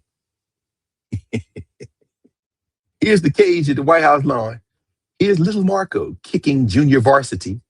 And here's Bozo asleep in the front. The New Yorker's still swinging with both fists. The cartoons are still, but what's more interesting this morning, we talk about this, or this evening, or this afternoon, whenever you're watching this, is the Talk of the Town column. The Talk of the Town column this week by every 2 weeks, Jonathan Blitzer. No way in. Let me read a little bit from it. Because we're coming into that quarter, y'all. It's going to be a hot time in the old ICWC next week and the week after. We're in the Juneteenth, July 4th quarter. This is the heart of the living critique and analysis of the Semiquincentennial. That shortly after taking office for the second time, Donald Trump created the White House Task Force on celebrating America's 250th birthday, naming himself, the man who some say is the greatest president in history, as the chair. The celebrations start this month. The party planners seem to have faulted. Musical performers largely pulled out of concert. So Trump is staging a rally in a UFC cage match that will grace the South Lawn. It's a heady moment to be asking existential questions about what it means to be an American. This is the best time to do it. That's what we're going to do. Well, let Eddie and them handle that. We're going to talk about something else. Anyway, but as it happens, another member of the task force has spent the past year and a half preparing a diligent and thorough answer on behalf of the president. Wait for it, wait for it. Yeah, that's right, that's right. The next paragraph begins with the man's name, Stephen Miller. You remember Stephen Miller, don't you? Stephen Miller, Trump's top domestic policy advisor, has presided over the most concerted effort in a century to recast citizenship as a tool of systematic exclusion. Under his direction, the administration has chosen to honor the Semiquincentennial by keeping people from entering the United States. By restricting those who have already done so from becoming full citizens, by trying to strip nationalized citizens of their legal status. It is a vision that sends the country back in time to some of the lowest points of the past century. Now they go into how they're doing this. It's very subversive. It's very understated. You don't watch what's going on. Yes, ICE. Yes, Homeland Security. But it is the Citizenship and Immigration Services formation. The U.S. Citizenship and Immigration Services. That's the people who control the green cards. That's the people after they floated the idea that everybody who is applying for a green card now, permanent status, needs to leave the country, go to wherever you came from or wherever your people came from, and go to the consulate and apply from there. See, this white nationalist, Stephen Miller, a magnificent cretin, political cretin, who has never liked that nasty piece of work, Russell Vogt. It's funny how these bubblehead brothers all look the same. Brendan Carr at FCC, Stephen Miller in the White House, and that nasty piece of work, Russell Vogt. All of them, no hair in their head, trying to grow hair in their face, I guess, to compensate, scurrying around in the attics and basements with their evil plans, unrestricted, and nobody paying attention. We talking about ballrooms. We talking about Trump this, Trump that. It's going to sleep. And yeah, they have never stopped working. And it's all tied back to another nasty piece of work, Kevin Roberts, Budget 2025. All of this, understand that their agenda is to whiten this country, even as the immigration rates collapse or potentially collapse, and the birth rates collapse.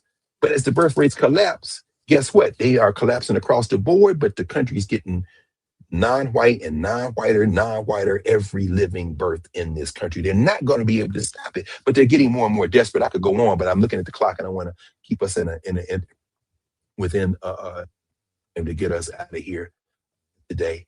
But it's important to understand that we have to break the grip of the white gaze, the social structure, who are we to other people gaze, and sit in a governance logic.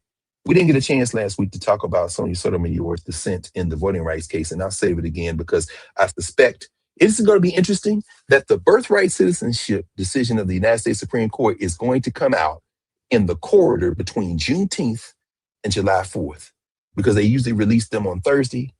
The Supreme Court this coming Thursday is June 19th. We will be 3 days past the 50th anniversary of the Soweto uprising in South Africa, which is something we should take note of as well. When those school children are like, we ain't learning Afrikaans and y'all can go to hell. Hector Peterson, the first to fall. Whole point is that these moments of public remembrance, it's a very big day in South Africa. Keep that on the radar as well, as the South African team, soccer team, football team is playing in the World Cup. But what could happen on Juneteenth? I would love that. I want to see what they're going to say about birthright citizenship. We're all waiting to see what they're going to say about birthright citizenship. Maybe they release it on Juneteenth as a joke. Maybe they try to figure out a way to give Bozo what he wants. If Dean Chemerinsky is right, and I think he absolutely is right, we don't know what to expect. It's plain language in the 14th Amendment, but then again, there are cockamamie, crazy ass, I started calling them fake, but they're not fake. They're very real law professors coming up with these harebrained theories. But again, harebrained theories shrunk the 14th Amendment, going back to the civil rights cases in the 1880s, going back to Cruikshank.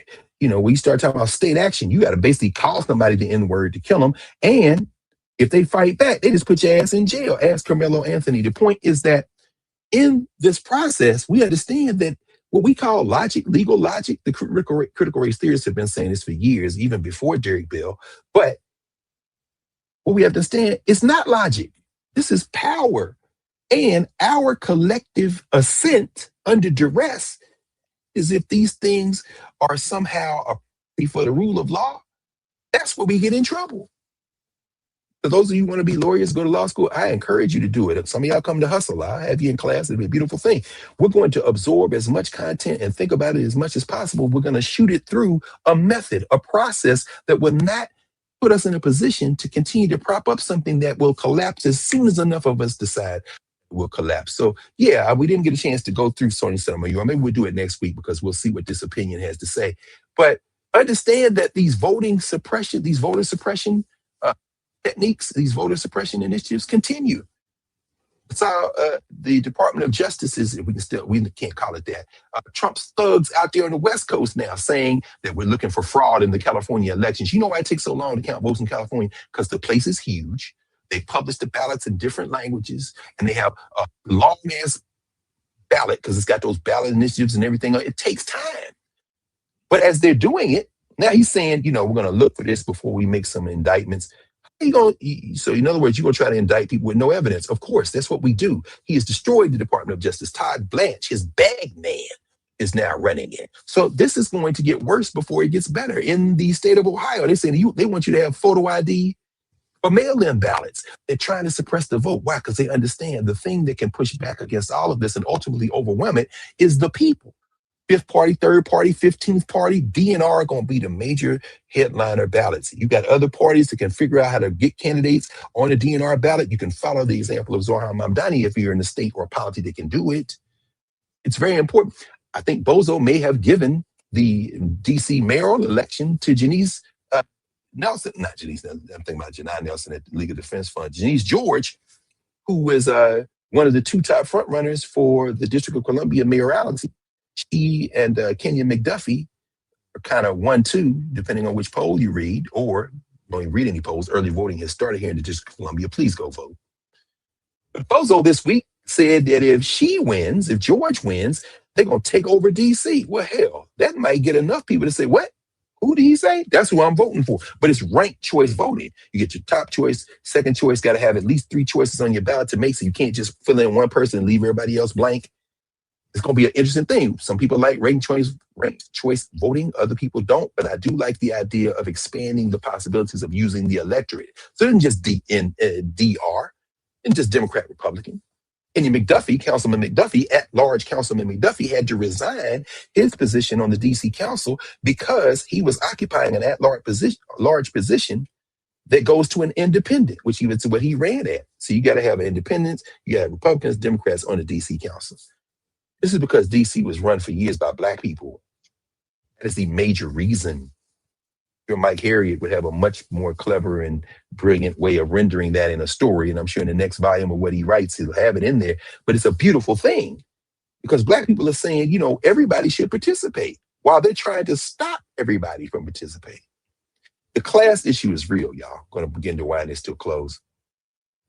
The Declaration of Independence in the United States that's going to be celebrated with the Semiquincentennial events was a global imperial maneuver built on stolen labor.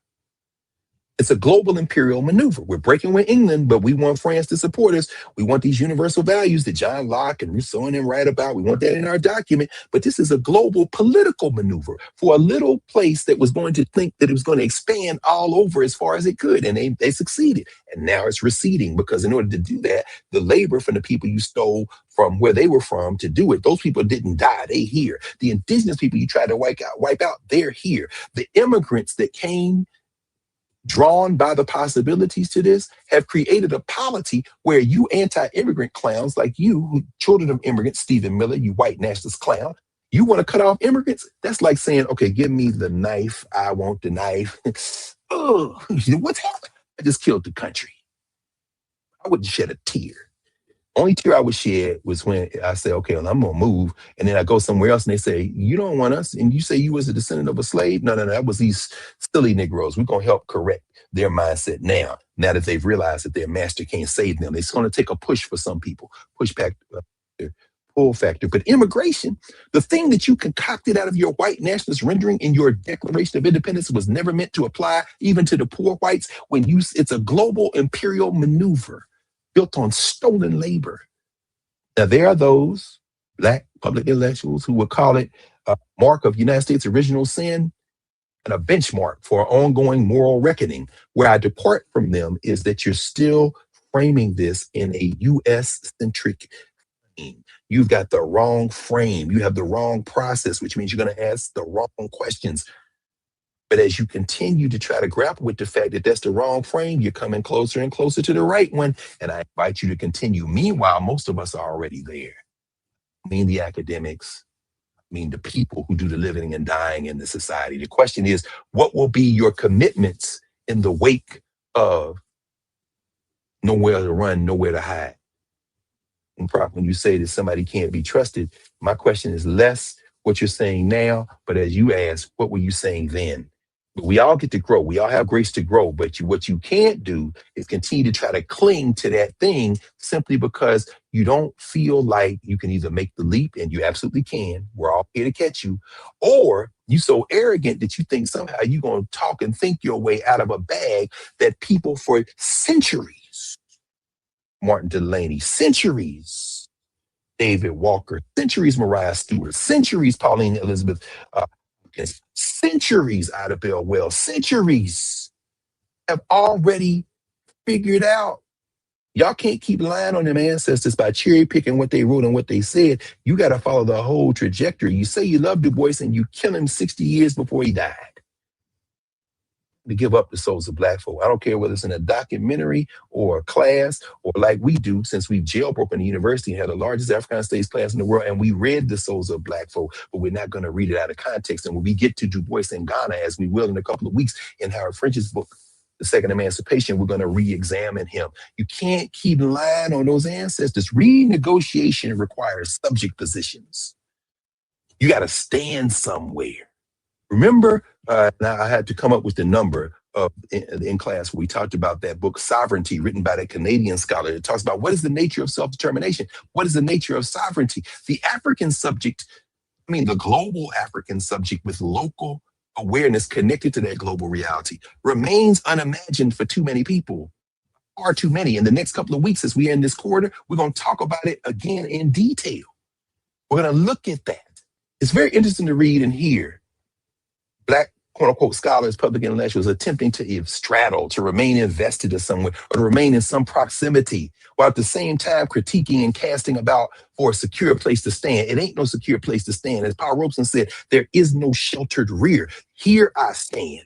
Is what Paul Robeson said in his memoir. If you're going to call him, if you're going to wear him on a t-shirt, if you're going to cherry pick what he said, you got to deal with the fact that the whole state came against Paul and S.E. Robeson, came against William Patterson and Louise Thompson Patterson, came against Shirley Graham Du Bois and W.E.B. Du Bois, tried to recruit Langston Hughes into it, tried to recruit Jack Roosevelt Robinson into it, but they would not fight them because they knew that they were doing that under duress. It was assent, not consent. And at this moment, we are going to face again this very real contradiction. Who made a public intellectual a leader? We all can think and we all can talk. But does it just amount to sounding smart in public? Where's the trustworthiness? The trustworthiness is not in writing or talking or moving in a way that says, follow me or see what I say. Or no, it's in the technique. It's in the method. Here's how I got to how I got. Now you taking those same works and methods. How do you get to where you got? Let's talk about it, because now we're all participating in that common work. So, as we think about this, it's very important to understand citizenship as a systematic tool of exclusion, these white nationalists, versus everybody gets to move and be where they are. Do you know what sits at the heart of this criminal enterprise? Immigration. And as Stephen Miller once said, let me see if I can find the quote. It's very, let me see. Man, these guys, here we go. Watch this. This is later in Blitzer's article. He says the administration's strategy seems to hinge on a fantasy of radical subtraction, removing people who would dilute the country's white majority. You saw what they did to the kid from Iraq who came. This is the first time in the World Cup that a team is coming that's at war from a country at war with the United States of America. So they ain't messing with the Iraqis. You saw, either as it was reported earlier, and then you realize it's more complicated than that, the Senegalese football team coming into the United States. We saw the Mali referee and what they did to him. This is a question of exclusion, metaphorical exclusion. And then there was a Democratic congressman who said, well, I saw some of the evidence related to Omar Abdul Khadir Artan, who was banned, and I think maybe I understand. Man, you saw white nationalists, lost your damn mind. Shut the F up. Or better yet, keep talking so that in the next election, we can sweep you out of office too. And here's Mark Wayne Mullen, the white passing fake Cherokee, saying that when Brother Artan was kept out of the country, that there's evidence of criminality and criminal associations. This man travels all over the world to referee. He travels all over the world to referee. And he's been invited now to the UEFA Super Cup final, the champions in Europa League. That's in August. They just invited him this week to referee that. Because the world ain't FIFA, you criminals. Yeah, anyway, the point I'm trying to make, though, is this. That whole mentality of keeping people out that we see on display now, there's only so much pushing you're going to do with people until they push back. And then you're going to find out the messy, complicated, beautiful connections between people. United States of America not a melting pot. Nobody got melted down. Thurgood Marshall wrote that decades ago. I think it was in his Dissent to the Baki opinion. We didn't get melted down. And nobody wants to be melted down, because melted down means you're resolving yourself into whiteness in this country, which leads me back to Jonathan Blitzer's article where he says the administration's strategy seems to hinge on a fantasy of radical subtraction, removing people who would dilute the country's white majority. Quote, if you import the third world, you become the third world, Miller has said. Okay, that sounds like Eric Schmidt, that white national senator from Missouri. Remember him? We talked about him. Eric Schmidt, we talked about in class session 287. Go back and look at it. Reality check. When he would say the United States of America is ours, if it includes everybody, it doesn't include anybody. Now, I ain't heard nothing, nobody reporting on Eric Schmidt talking that white national stuff, a sitting senator in Missouri. But I did see a story this week that he made a diving catch at the congressional softball game. That's why you got to turn that stuff off. Y'all talk, this man are open white nationalists, and what y'all ain't talking about is open white nationalists. Y'all talking about him at a softball game that the Republicans won because they got a ringer, Mark Teixeira. These damn athletes, when they come out and run politics, they go to the Republican Party. Y'all can go to hell, Mr. Teixeira, Mr. First Baseman for the Texas Rangers. You can go to hell, sir. And more importantly, the people in your district need to go to the ballot box and end your political career very quickly. But no, we want to talk about everything else. You have to get out of this complacent notion, because what you're doing then moves from assent to consent. You letting these people do what they do to us. This systematic tool of exclusion. It's important.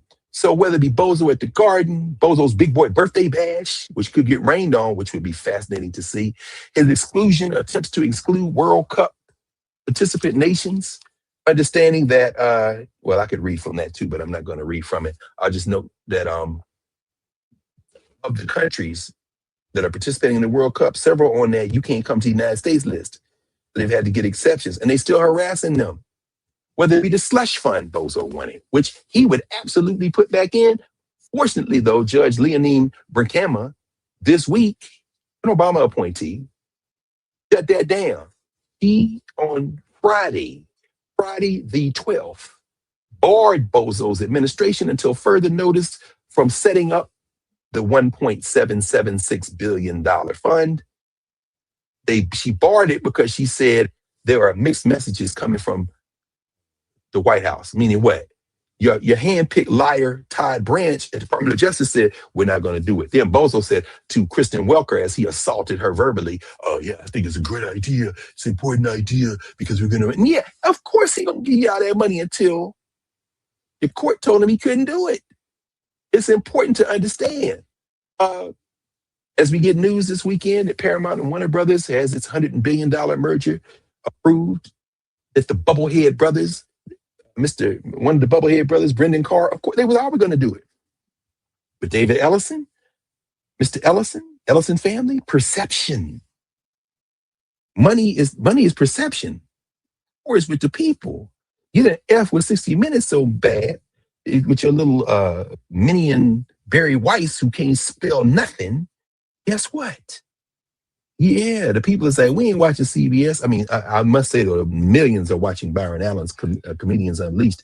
Wait, no, yeah, people are not watching. You sent for Leslie Stahl and told her on 60. Its correspondent still working in CBS for 60 Minutes. We're not going to interfere with you. Yeah, Leslie, you should have said like the Knick player should have said where Charles Oakley. You said, hey man, you should call my man's back who you fired last week and tell him that as you're reinstating him. Yeah, Ellison don't want to do that. Guess what? Your white supremacy going to kill the Columbia Broadcasting System. And it's going to kill HBO. And it's going to kill CNN. Hey, and it couldn't die a better death because ain't nobody watching anyway. Well, people are watching, but fewer and fewer people every week. More and more coming this way. And when they come for this place, we got narrative in Nubia. Guess what? The places we build are based on the places we've built before. We're not doing anything new except updating it for a new moment. This is why it's important. So as I close, when we think about Musk and his $1 trillion valuation, when we think about this, what happens when the bubble bursts? If you read the big read in today's Financial Times, this was the big read, which I thought was fascinating because I read the money paper, the World Money Paper, because the World Money Paper tell you what they scared of. It's the big read. It's on equities this morning. AI is revolutionizing the stock market. Oh man, but I won't read you the whole thing. Let me go to the end. He says, if the investment boom keeps expanding, the relationship will be abusive soon enough. The breakup will be messy in the style of 2001 or 2008. The economy and the market will survive, but will be left with scars. After the U.S. housing bubble popped, by the way, you saw that Berkshire in their first investment post Warren Buffett went into housing, also put some money on the AI thing. He says the economy and the market will survive, but it will be left with scars. After the U.S. housing bubble popped, residential construction never fully recovered, despite the dire need for new homes. After the dot-com bubble burst, stock valuations kept falling for 10 years. Whatever AI technology does for us directly, its secondary effect on the market will be significant. De-equitization to re-equitization, a deepening of global saving and investment imbalances, and possibly a bust that will end with assets far beyond tech being revalued. That's a cute way of saying value down. We are watching an old era die and a new one being born.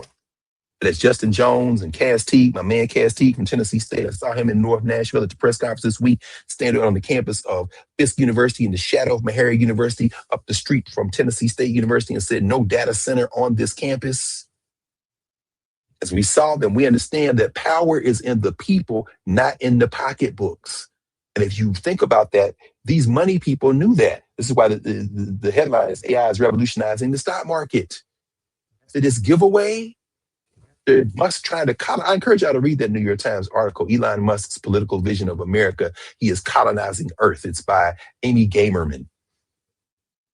The pie in the sky is to distract you in part from the real world reality.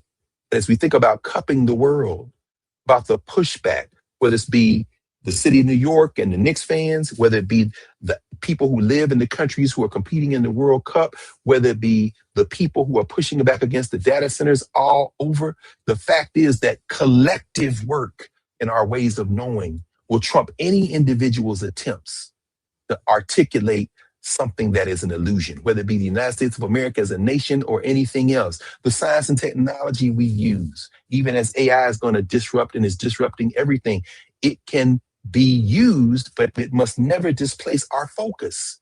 We must recover our focus. We can move from the appearance of intelligence to intelligence.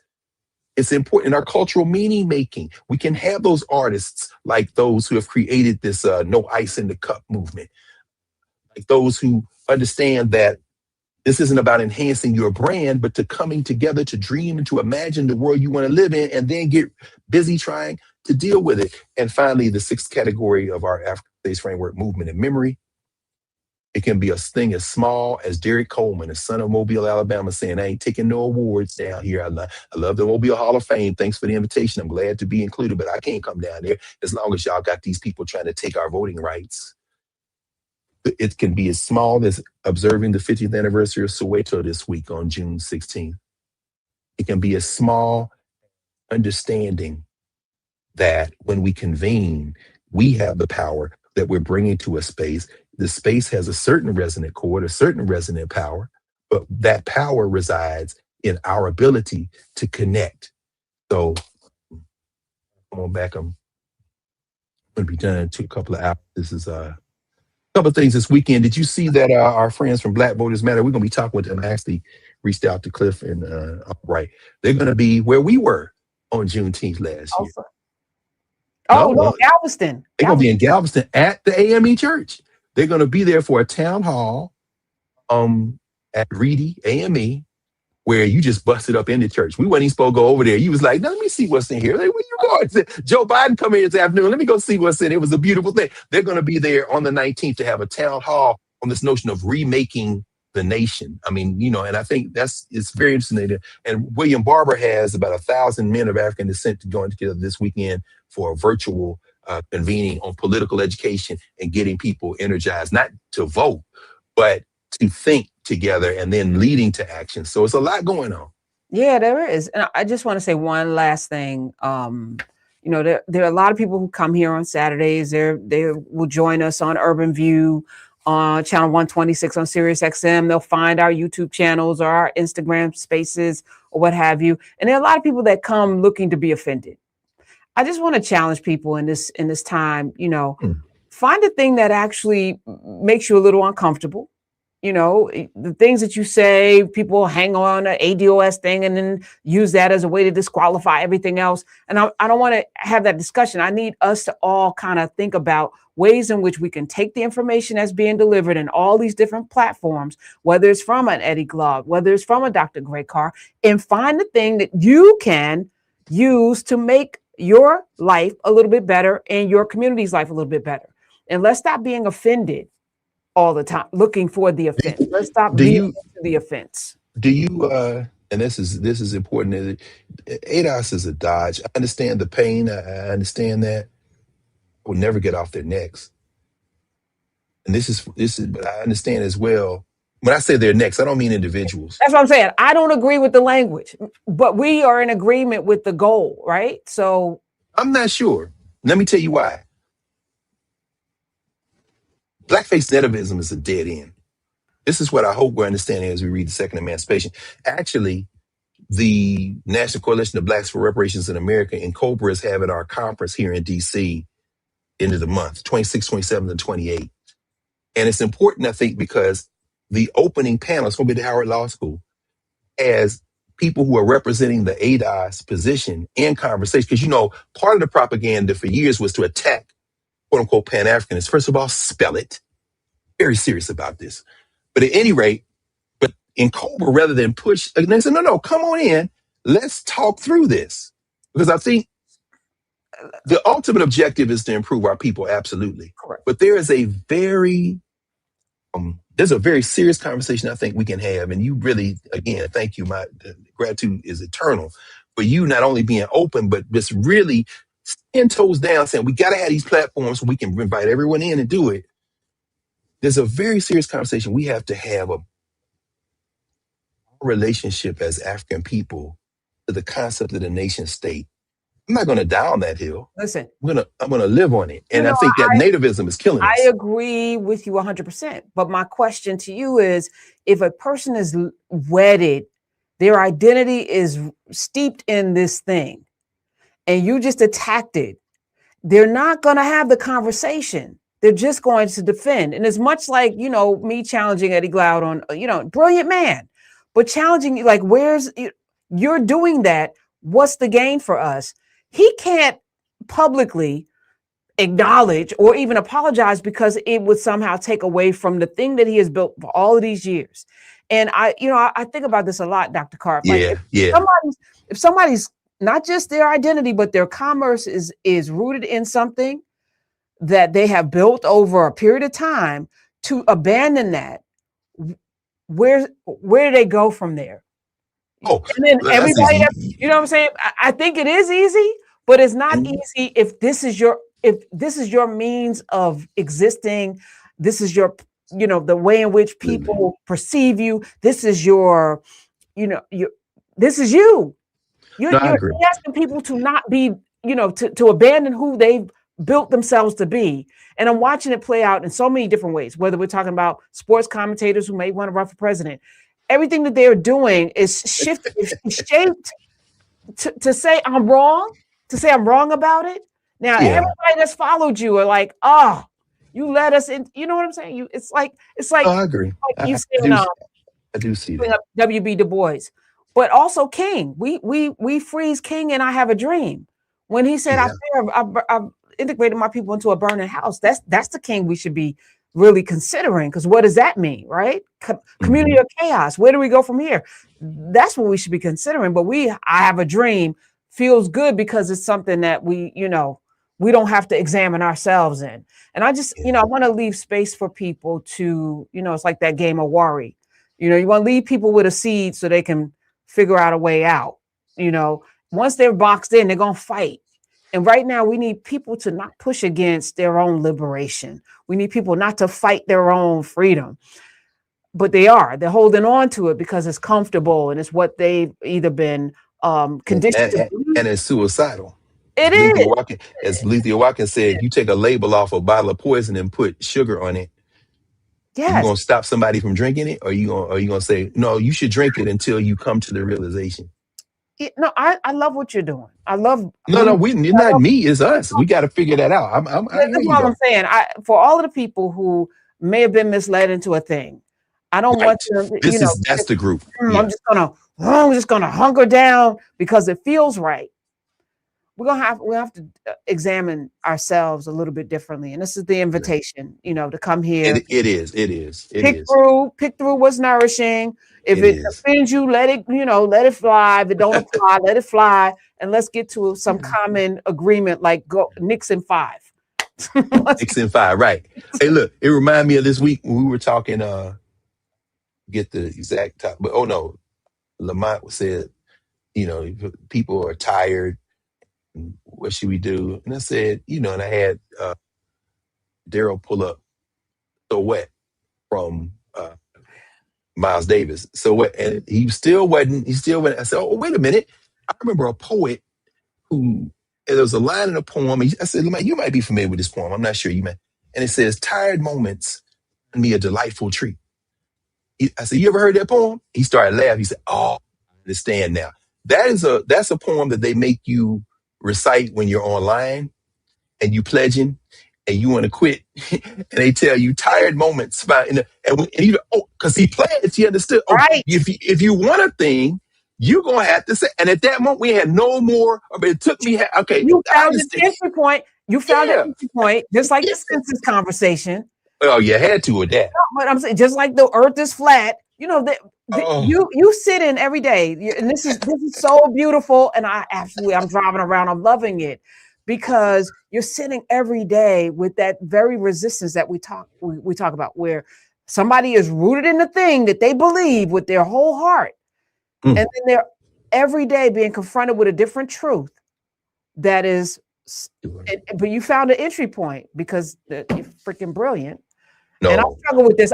We love black people like you do. We just love them, and so we keep talking. Yeah, we got to keep talking.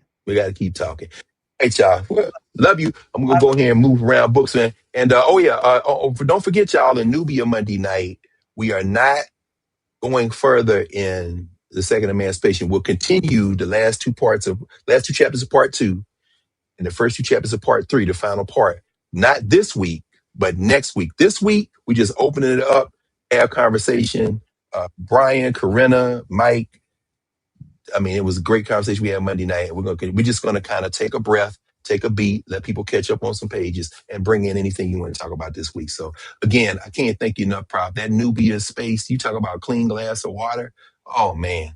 Again, Just let brilliant. me just say, as much credit, yeah. But the reality is that space could only exist because people made a conscious decision to come and be a part of something and bring a brick and help shape and form it. So much of Nubia is so much of Nubians showing up every Absolutely. day, and Yeah. whatever's going to be next will only, get as large as the imagination of the people who are there. We can just create a thing, just like being a parent. You can't make your children do anything. You just, you know what I'm saying? I mean, Yeah. you can, but really, Nah. your job is just to provide the platforms for them to grow and expand as much as they can if you do it right. And they may disappoint you, but at the end of the day, we are life and love, and we're gonna keep doing this as long No as I have question. breath and you have breath. So thank No you. question. Love you. Love you too. All Hey, right. go Haiti. Go all the teams you cheer for. Y'all have a ball at Nixon 5. No question. Although I love Wimbyama. I ain't mad at you. I ain't mad at that Congolese brother. But yeah, this is about something else at this point. So let's Yes. Love you. See you later. Bye.